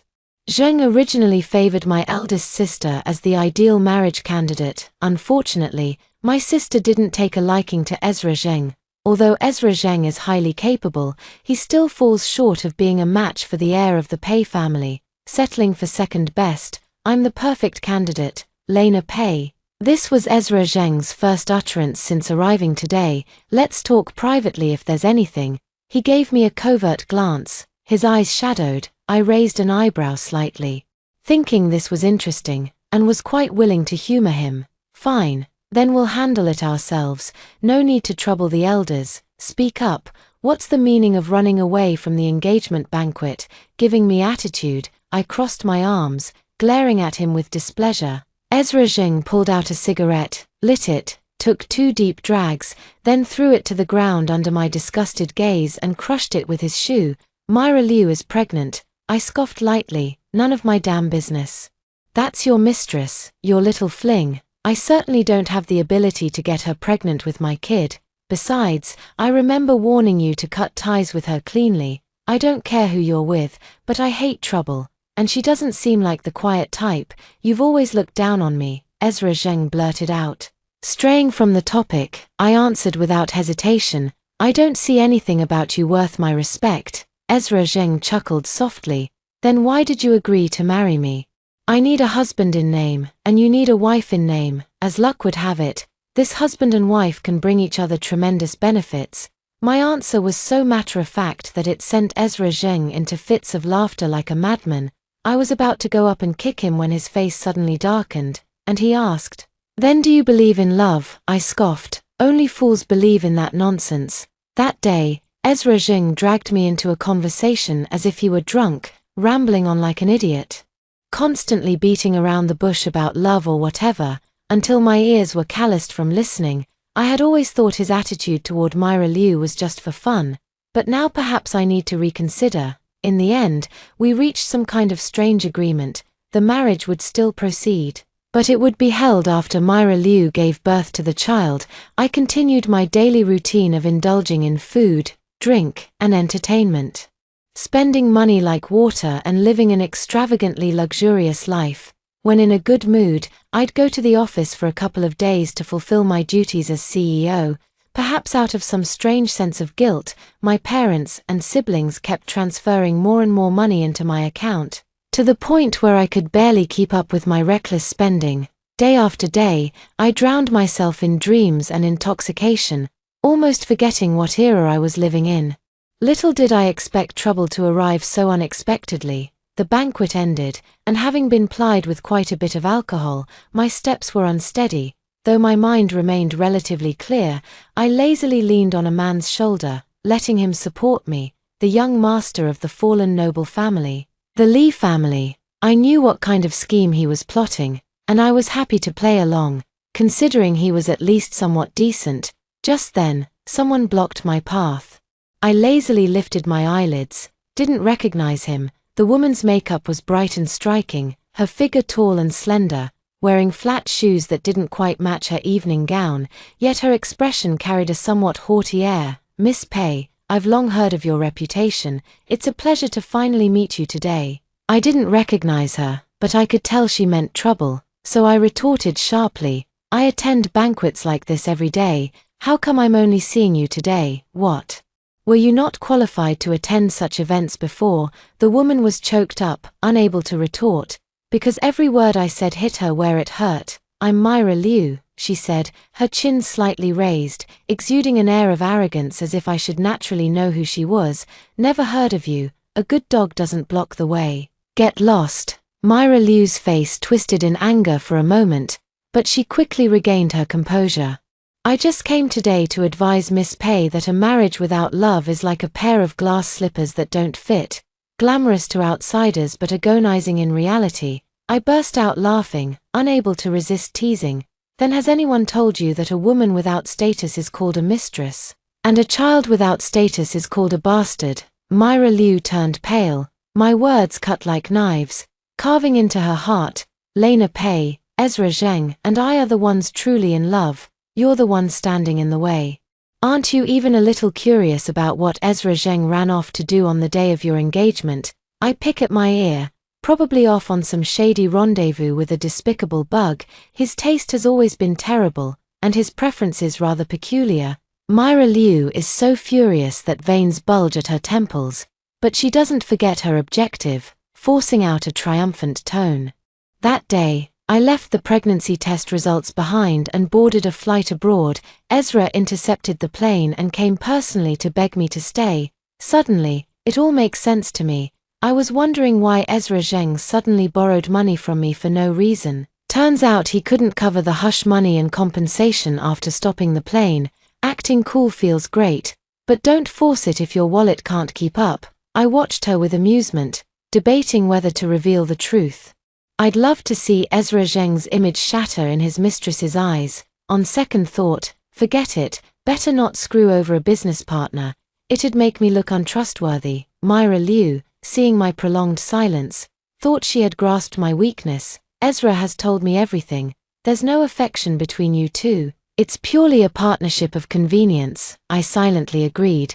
That much was true. If that's the case, Miss Pei, why cling to him so desperately? Everyone should pursue their true love.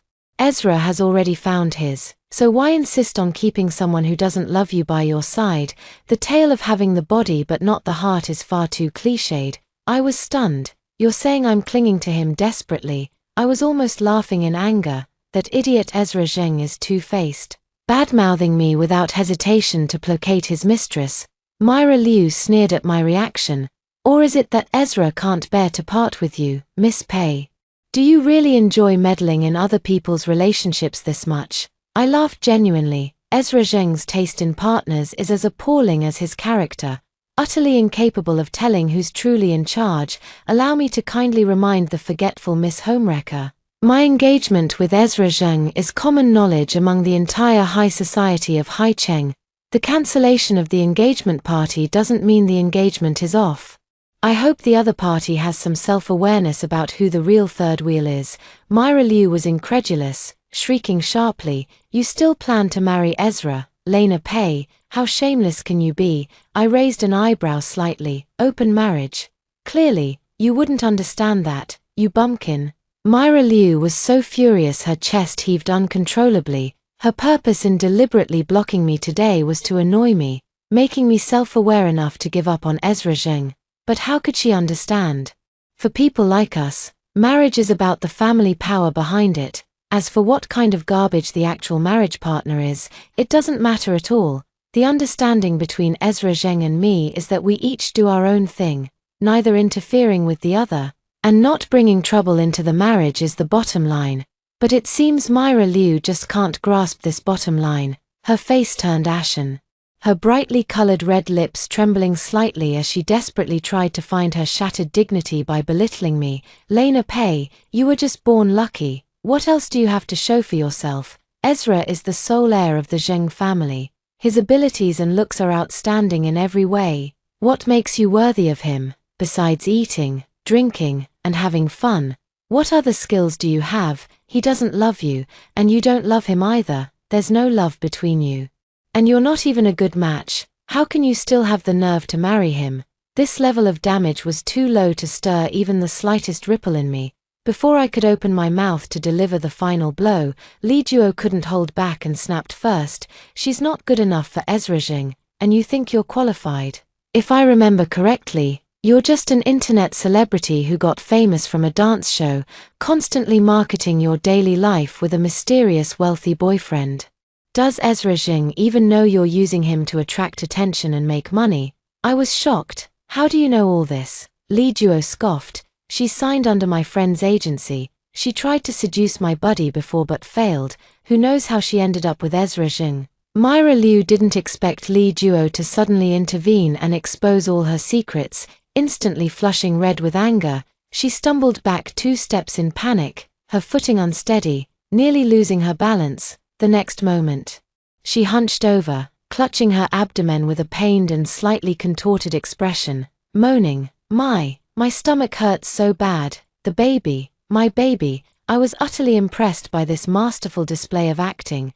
I could already guess how this script was going to play out. Sure enough, the next second, Ezra Zheng's furious voice rang out, "Lena Pei, what are you doing?" Ezra Zheng's heroic rescue was impeccably timed, his tall frame providing strong support for the teetering Myra Liu.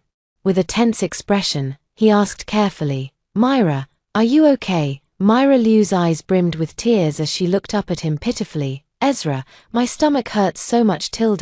That drawn-out, melodramatic tone sent shivers down my spine. "I'll take you to the hospital." Ezra Zheng, oozing with boyfriend energy, scooped her up in a grand princess carry. Before leaving, he even made sure to throw a threatening remark my way. "Lena Pei, you breached the contract first. If anything happens to Myra, I'll hold you accountable." "Screw your damn contract." Li Duo rolled his eyes dramatically. Did they just get discharged from the hospital? I couldn't agree more. In low spirits, under Li Duo's disappointed gaze, I waved and said goodbye to him, returning home, unexpectedly, in the middle of the night. The whole family was neatly gathered, waiting for me. "What's the occasion? I must be really important today," I joked playfully, reaching out to take the hot soup handed to me by the nanny. My eldest sister barely lifted her eyelids, her tone full of authority as she spoke. "Where have you been fooling around again? In front of my family? I'm just a carefree and unrestrained rogue, always joking around and never serious. Where else could I go? None of you were willing to grace Shu Tai's birthday party with your presence, so I went as the family representative to show my face. The Shu family still deserves your personal attention." My eldest sister scoffed. "More likely you were chasing after Ezra Zheng." I shrugged helplessly. I honestly didn't know he'd be there. My mother is a gentle beauty, her slender brows slightly furrowed as she softly asked, "Lena, tell me honestly, what are your true feelings about Ezra Zheng?" "No feelings, just a regular fiancé." But he's already had a child with another woman." Mother's voice was full of hesitation. "They sure are well informed." I scratched my head. "Well, I'm used to it. The Pei family's bunch of hopeless romantics just can't comprehend my views on marriage and relationships. I think it's necessary to be more blunt. Dad, Mom, I really don't mind. I'll never have children for Ezra Zheng. Oh wait, I never planned to have any in this lifetime. But if Ezra Zheng wants an heir, why not let him choose someone he actually likes? Saves trouble and hassle." I know my ideas are hard for the public to accept, but there's no helping it. I just love doing things this way. I don't love Ezra Zheng, and he doesn't love me, but coincidentally, our marriage would bring enormous benefits, and these benefits happen to be exactly what we both crave. Seen this way, we're a match made in heaven. Mom sighs in frustration. Her thinking is, if I'm not so madly in love with Ezra Zheng that I've lost my senses, why won't I just call off the engagement? You've grown up. And it's good to have your own thoughts. Dad finally spoke, his voice steady and firm.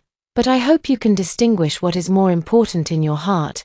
I nodded obediently. I know my limits. What's important, I don't know, but it certainly can't be love and marriage. After much persuasion, I finally managed to convince them to go back to their room and rest. I drank the hangover soup and sat in the living room for a while. After going through the pile of unread messages, I finally decided to go back to my room to sleep. I walked quietly down the hallway, heading toward the room at the far end of the third floor. Unexpectedly, as I passed by one of the rooms, I heard a faint creaking sound. I turned my head and saw my eldest sister standing there in a bathrobe, staring at me with an inscrutable gaze. I blinked my eyes and obediently called out, "Sis, aren't you going to sleep yet?" Elder sister silently stared at me for a long time, staring so intently that my scalp tingled. My mind raced through all the foolish things I'd done in the past month like a storm. Nothing too outrageous, though. Where had I offended this great demon lord again? I was puzzled but didn't dare speak up, fearless against all else since childhood. I always turned into a coward whenever facing elder sister, Lena Pei. The elder sister's voice was slightly hoarse, her tone very solemn. I immediately straightened up. Standing tall. Go ahead, I said. I don't believe I'm so useless that my younger sister needs to enter a political marriage to uphold the Pei family. I don't need any of you to make sacrifices for me or for the Pei family. That would only prove my incompetence. I let out a sigh of relief. What a trivial matter, I said cheerfully. To me, this isn't a sacrifice. I know you can't understand. But in my eyes, marriage itself is an exchangeable value. I'm trading something I consider worthless for an immeasurable future. That has nothing to do with sacrifice. My eldest sister frowned deeply. Do you really not love Ezra Jing? I tilted my head and smirked mischievously. Rather than loving him, I'd say I love the identity of the Jing heir. My fiancé is called the Jing heir, and in the future, my husband should be the one who holds power in the Jing family. Why? The eldest sister gradually calmed down, but she was still puzzled. I met her gaze without flinching. Sis, my marriage, just like your freedom, is only worthy of being a stepping stone to success. The eldest sister and I locked eyes for a long time before she finally sighed in defeat. Between sisters, I don't want to say thank you, she patted my shoulder. Wishing you success. I curled the corner of my lips. Wish me success. My career must also flourish. Marrying into the Jing family will help the Pei family take a big leap forward. Which was originally my goal. Compared to this, everything else seems insignificant. But it seems that some people can't stand to see me succeed easily. I gazed coldly at the trending search term marked with the word hot, Huachi's 3 heiresses' private lives, multiple men and 1 woman. I let out a cold laugh and clicked in, only to find a collection of speculative photos. The so-called multiple men and 1 woman were merely photos of me entering and exiting various high-end venues with different toys, including Li Duo from that day. The camera angles are all deliberately suggestive, making it look like either passionate kissing or flirting, and the phrase, multiple men with 1 woman is clearly ambiguous. My expression turned cold as I scrolled through the comments section. Money sure is great. Men are like clothes, changed at will. Am I here to see this multiple men with 1 woman? Don't the insiders know what we want to see? Give us something more explosive or we'll demand this trend be taken down. The chairman of Huachi had always built up the image of a devoted husband, and the young CEO Pei also marketed himself as the strict husband in charge. Who would have thought the family's black sheep would turn out to be here, laughing so hard? I just remembered that trending topic from before. Romantics are born in wealthy families. The second son of Huachi also had a mistress he was obsessed with, and some people dragged the entire Pei family into it. Now the third daughter is slapping back hard with receipts. This private life is next level chaotic. Look at the timestamps in the bottom left corner. The shortest interval is just 5 hours. The use and discard approach is way too obvious, gotta say. The third princess has quite diverse tastes. Each of them is uniquely handsome in their own way. I heard Hua Qi is engaged to the young master of the Jing family. Does this count as blatant cheating? Upstairs, spill the tea. What engagement? Which Jing family's young master? Tell us now. I pressed my fingers against my forehead and rubbed hard. Though it was just ordinary gossip, the public sentiment wasn't favorable. I quickly called my elder sister to discuss removing the trending topic, ensuring Hua Qi's stock market performance and reputation wouldn't be affected by this matter. The phone had barely been hung up when a new message popped in through the top window. I clicked it open, my eyes dark as I read every word. Bang! The phone shattered into pieces. I pressed my finger against the center of my forehead, lowering my voice with a cold laugh. Myra Liu truly has no regard for her own life. And as for those backing her, I refuse to believe that without someone fanning the flames, a minor internet celebrity like her could have the audacity to push me onto the trending list. None of these people will escape unscathed. Crash, glass shattered, thick liquor spreading across the floor. I looked down coldly at Ezra Jing. Have I been too lenient with you lately, daring to scheme against me? Ezra Zheng's face was haggard. He clutched his hair uncontrollably, ignoring the bleeding wound on his forehead as the blood trickled down. It wasn't me, he rasped. It was that bastard. My father acknowledged him and brought him home. Oh, I sneered. Ezra Zheng, Have you really become so useless that you can't even deal with a bastard now? I had never met the Zheng family's bastard before, but Ezra Zheng and I were engaged. It was clear the bastard was targeting Ezra, and I was just collateral damage. Ezra Zheng remained silent. The Zheng family had been in turmoil recently, and Myra Liu had been causing repeated scenes. Neither his career nor his personal life was going smoothly. My father dotes on him and has given him plenty of resources and connections, which has inflated his ambitions. He's doing this to sabotage our arranged marriage and clip my wings. Or rather, he wants to take my place. Ezra Zheng finally spoke, his gaze cold and steady as he met my eyes. What does that have to do with me? Ezra Zheng, you need to understand, I, Lena Pei, am not marrying you, but the heir of the Zheng family. In other words, the engagement will proceed as scheduled. Before that, whoever has the capability to secure the heir's position will be my groom, and afterward, Hua Qi will naturally step in to help him sweep away all obstacles. I coldly revealed the truth, seeing no surprise in Ezra Zheng's eyes. From the very beginning, we both understood that this marriage was purely an exchange of interests, devoid of any genuine affection. Before leaving, I glanced back at Ezra Zheng one last time.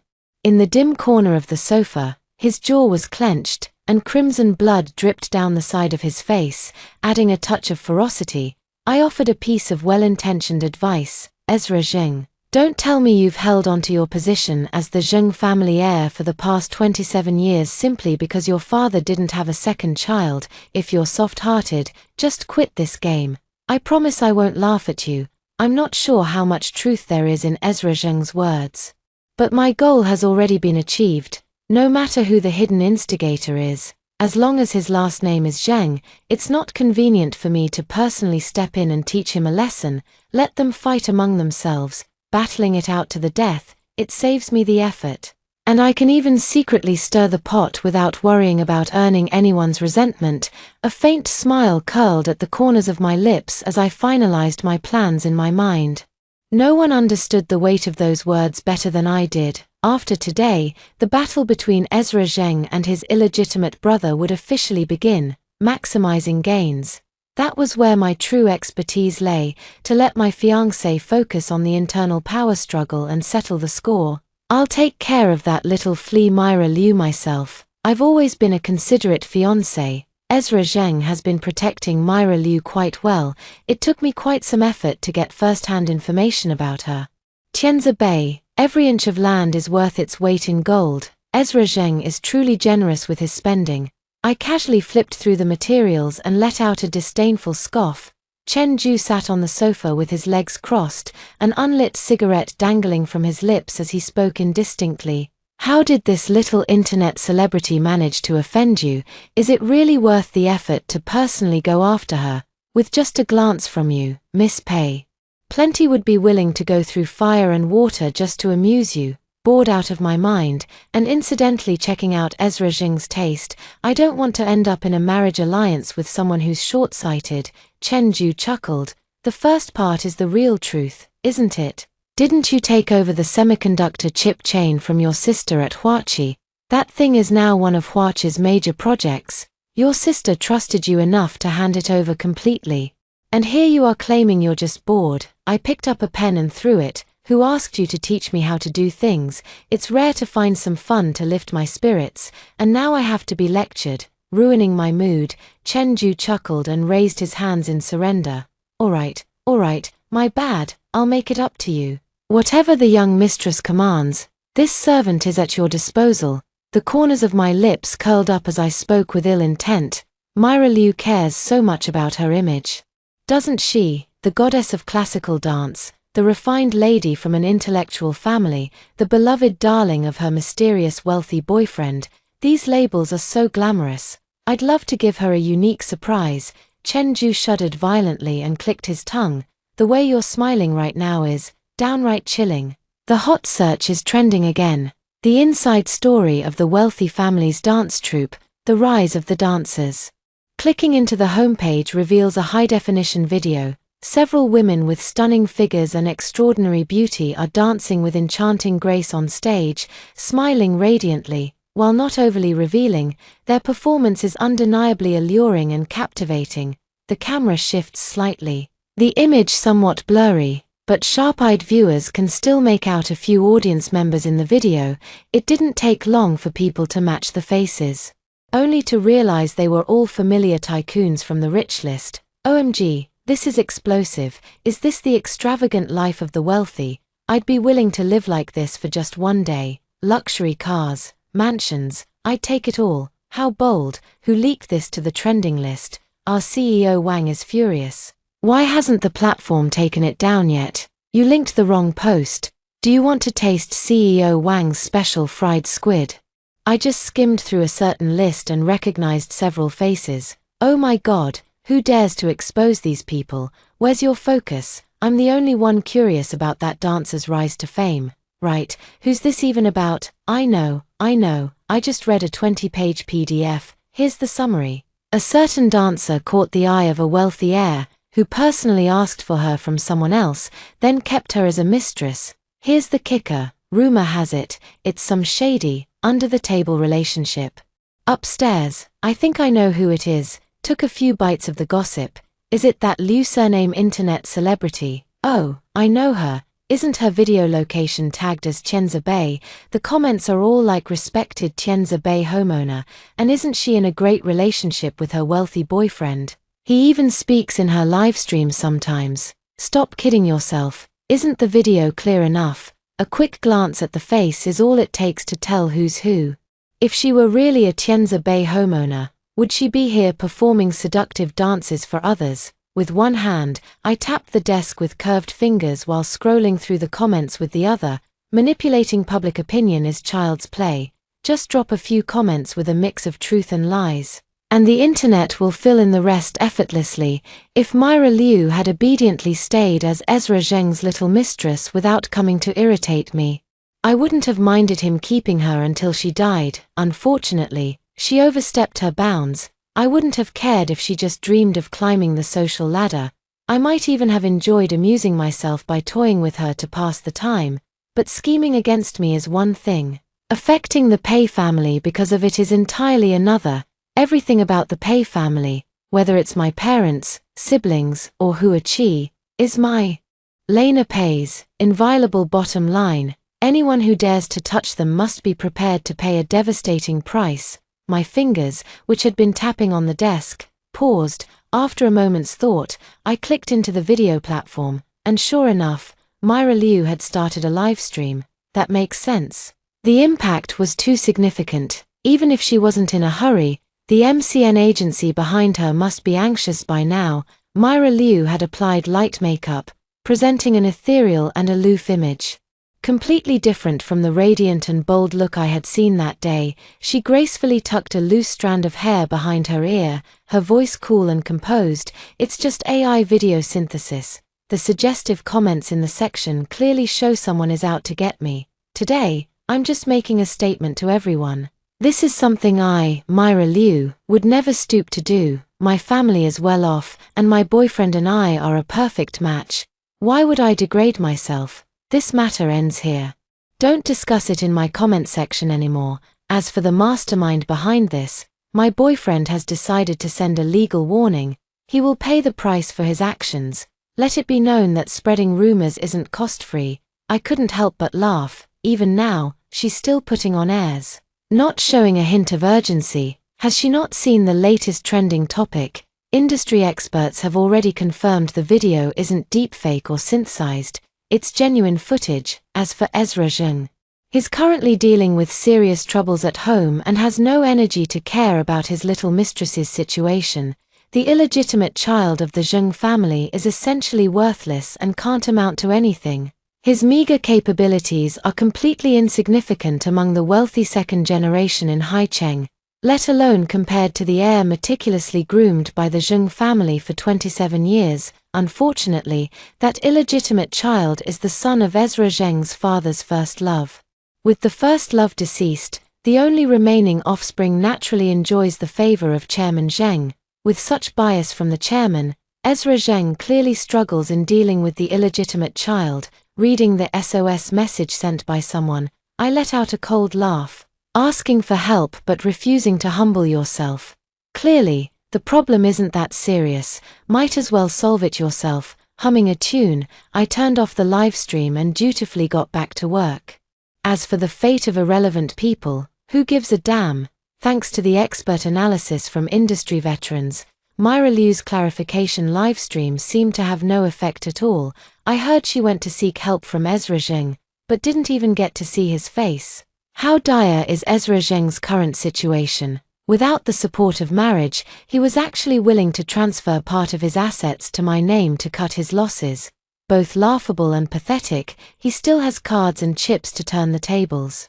Otherwise, he couldn't possibly be unaware that once he loses, I would take the assets he transferred and marry his dear brother Zheng Qiao. I'm actually inclined to believe that he's biding his time. After all, Mr. Zheng has been at the helm of the Zheng family for decades. Even though Ezra Zheng is the acknowledged heir, in the end, it's just a title of successor. However, what I didn't expect was that Myra Liu would actually collaborate with Zheng Qiao. She was invited to participate in another variety show, where she appeared gentle and dignified, displaying extraordinary generosity, with every piece of her casual wear exuding top-tier luxury. For a while, the internet was flooded with whitewashing posts. Has Myra Liu gone crazy? Or is it Ezra Zheng? Or maybe I'm the one who's lost it. How on earth did these two end up together? Are you sure Myra Liu is carrying Ezra Zheng's child and not Ezra Zheng's? Chen Zhu was shouting excitedly in my ear. He couldn't wrap his head around how these two, who were not only unrelated but practically enemies, could end up collaborating. Two idiots, I muttered under my breath. Myra Liu just wants to mess with me and boost her own status to match the title of Mrs. Zheng. As for anything else, her brain probably isn't big enough to handle it. It seems she's certain Ezra Zheng can't do without her, daring to act so outrageously. Chen Zhu shook his head inwardly, thinking Ezra Zheng's downfall lies in the classic trap of a hero succumbing to a beauty.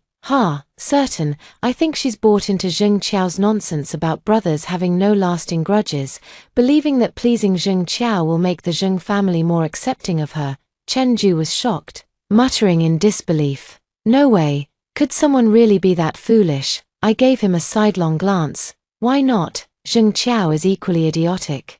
Thinking that getting close to Myra Liu will help him extract information about Ezra Zheng, he'd be better off trying to win me over. I might even help him secure the title of Zheng family heir. Chen Zhu's lips twitched slightly. Wouldn't Ezra Zheng come fight you to the death? He'd bite you to death if he had to. Am I afraid of him? He's a pig-brained idiot too. Damn it, just thinking about having to deal with a whole family of Zheng pigbrains in the future makes me sick. Rarely did I disregard etiquette and manners to start cursing, but the current chaos of the situation had me so agitated that for a moment I didn't even know which mess to wade into and stir up. Lena Pei, I can't quite figure you out right now. Do you want to mess with Myra Liu, or Ezra Zheng? Or are you helping Ezra Zheng mess with Zheng Qiao? I want to crush them all. My tone was so irritable that it startled Chen Zhu. After a short while, I finally calmed down. Soothing the violent emotions brought on by my intolerance for stupidity, no matter how much Hua Qi and the Zheng family collaborate, they can never truly merge into one. Naturally, I hope the waters in the Zheng family grow murkier by the day. Having regained my composure, I analyzed the situation for Chen Zhu. Marriage means taking a definitive side. I can't very well team up with outsiders against my own husband, but as long as I hold the title of fiancé, no one can tell me what I can or can't do. Chen Zhu's eyelids twitched uncontrollably. Ezra Zheng marrying you is truly like gambling. One wrong move and he could lose everything, but didn't he still beg to marry me? The corner of my lips curled slightly. Do you really think he has a choice? While the two Zheng brothers were busy scheming against each other, it conveniently left Myra Liu free to come and stir up trouble for me. Her belly was only slightly rounded. Yet she deliberately arched her back and stroked it with an exaggerated, affected posture, as if she were about to give birth any moment. Lena Pei, you were the one behind that trending hashtag before, weren't you? She declared confidently. Where's your proof? Making accusations without evidence is slander. Myra Liu snorted coldly. Young Master Zheng already told me everything. Don't even think about denying it. Lena Pei, All that talk about not loving Ezra is just you fooling yourself, but too bad, Ezra loves me and our baby the most, you'll always be an outsider in this lifetime. Twirling a strand of my hair, I blinked at her and said, oh really, what a shame then. You'll never get to see Ezra in his groom's suit at the wedding in this lifetime. Myra Liu's expression twisted for a moment. The engagement between me and Ezra Zheng was the hardest thorn lodged in her heart. Even though Ezra Zheng had made countless promises, it still stuck in her throat like a fishbone. Lena Pei, just you wait. Ezra said he wouldn't let my child be nameless and unrecognized. I can't wait to see the look on your face when the esteemed third daughter of Huaqi becomes a discarded, resentful woman. You actually believe a man's words, it's just a trick to placate you, as a fellow woman. I truly feel pity and sorrow for you. Lena Pei, Ezra, and I share a bond stronger than gold. Don't even think about driving a wedge between us. I smiled faintly without a word, lowering my head to take a sip of tea. Just now, Myra Liu stumbled unsteadily for 2 steps before regaining her balance, and her belly twitched. I was genuinely afraid that a few careless words might provoke her into miscarrying on the spot. If Ezra Zheng lost his heir because of this, would he demand I bear him another? That would be a classic case of cutting off one's nose to spite one's face. I tucked a loose strand of hair behind my ear and stepped past her in my high heels, then turned to wave at the salesperson who had been keeping a discreet distance. Wrap up what I just tried on and have it delivered to this address. The salesperson immediately beamed. Of course, Miss Pei, your total today comes to 7,673,000 yuan. Myra Liu was grinding her teeth in frustration. Ezra Zheng only gave her a measly 500,000 a month for pocket money. Yet here she was, watching the person she despised the most casually swipe her card for over 7 million on 2 worthless stones without batting an eye. Her heart burned with both hatred and envy. If she became the young mistress of the Zheng family, would she too be able to swipe her card without hesitation, throwing around millions like Lena Pei? I glanced at the unwilling Myra Liu and disdainfully averted my gaze. Even without me, Lena Pei, the entire Zheng family would have to have their heads trampled by pigs to allow Myra Liu to marry in. The Pei family is considered the most humane among the upper class. Having at least produced a few romantics, I can only be considered an exception. But the Zheng family is entirely bound by interests. None of them have a heart. Expecting the Zheng family to allow a Cinderella to marry in is less realistic than hoping for the god of wealth to rain gold. However, Myra Liu loves to dream, and who can stop her? Kidnapped, and what's more, kidnapped together with Myra Liu.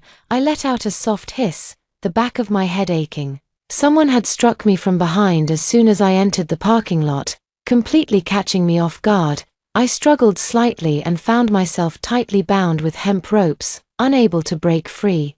Turning my head, I saw the terrified face of Myra Liu. What's going on? How did I end up here? Lena Pei, you bitch, was it you who did this to me? I rolled my eyes dramatically. Come on, lady, I'm tied up too. Use that pea-sized brain of yours to think for once. Will you? Shut up, a hoarse voice, like an old bellows, growled. A burly man with a thick beard and bushy eyebrows suddenly appeared from nowhere, a cigarette dangling from his mouth. He kicked both me and Myra Liu. Damn bitch.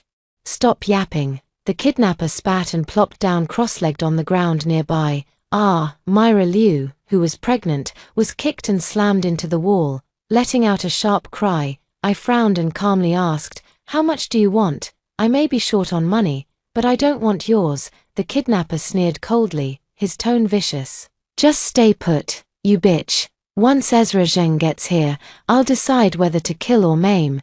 Do you have a grudge against Ezra Zheng? He's the one who drove me to the edge. I'm going to make him pay. I know the Zheng family isn't short on cash. Threatening him with money wouldn't even faze him. The kidnapper let out a sinister chuckle, sending chills down my spine. For a moment, I couldn't guess what his true motive was. I have nothing to do with Ezra Zheng. She is Ezra Zheng's woman, his fiancée. The whole of Haicheng knows it. Just take her and let me go, Myra Liu screamed hysterically. The kidnapper grabbed a nearby wrench and slammed it beside her leg, instantly silencing Myra Liu in terror. Shut the hell up, you noisy bitch. You think I don't know about your dirty little affair with Ezra Zheng?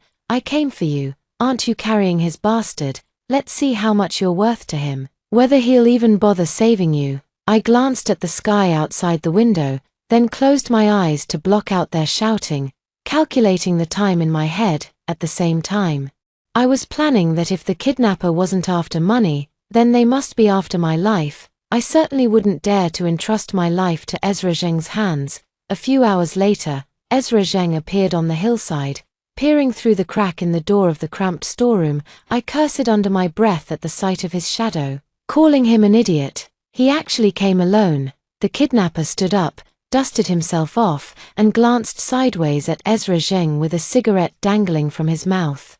"You really kept me waiting, you bastard." Ezra Zheng gasped for breath, his voice hoarse as he spoke. "Where are they? How much do you want? What will it take for you to let them go?"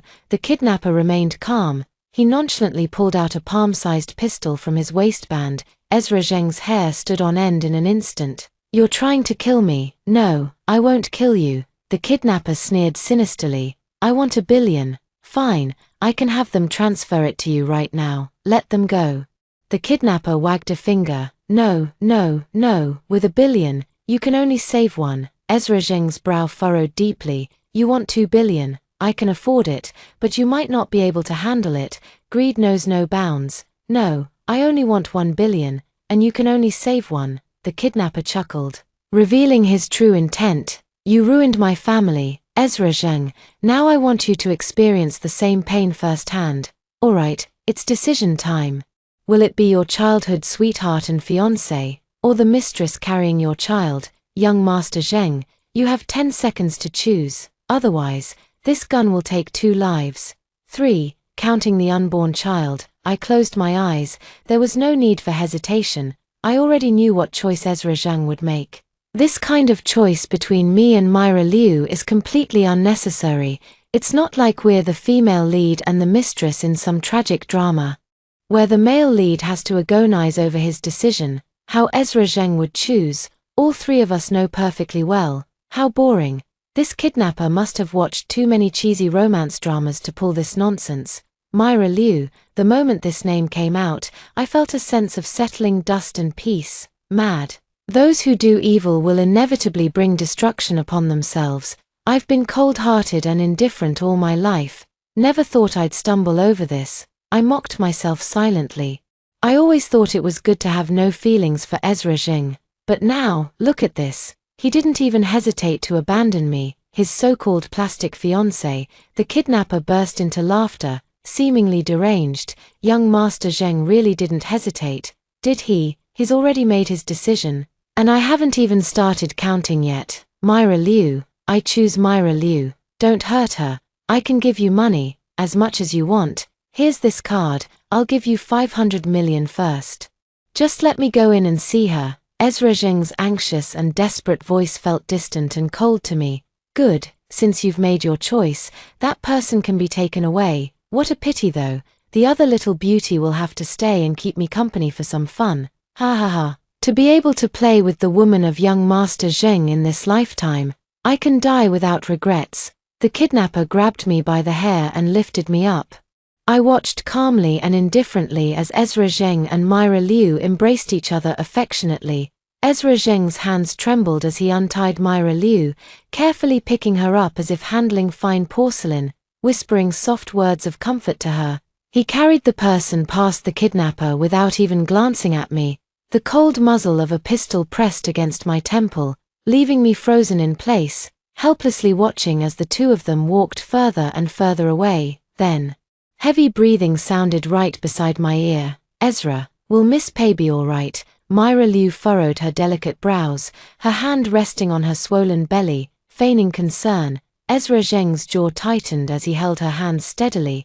"I've called the police. It should be fine. She's not important. I'm taking you to the hospital now. You and the baby must not come to any harm." Myra Liu's heart softened. She wrapped her slender arms around Ezra Zheng's neck, leaning against his chest and listening to the unusual rhythm of his heartbeat. Each frantic beat was a testament to his love for her.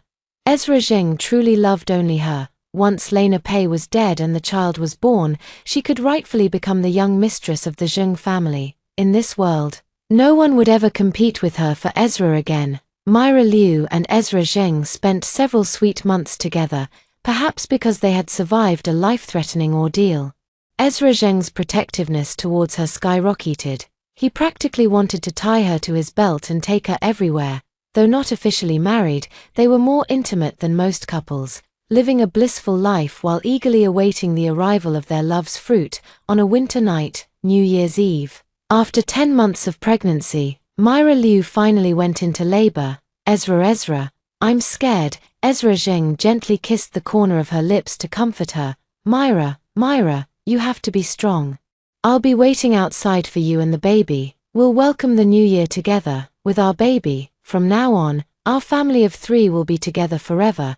Tears welled up in Myra Liu's eyes as she nodded, and under Ezra Zheng's heartbroken gaze, she was wheeled into the delivery room. Ezra Zheng was stopped outside the delivery room and could only sit anxiously on the bench, waiting. Time passed bit by bit, and after what felt like an eternity, the light in the operating room finally changed. He rushed forward in a single stride, his eyes filled with hope as he looked at the doctor. The doctor's gaze was heavy with sorrow, shaking his head regretfully at him.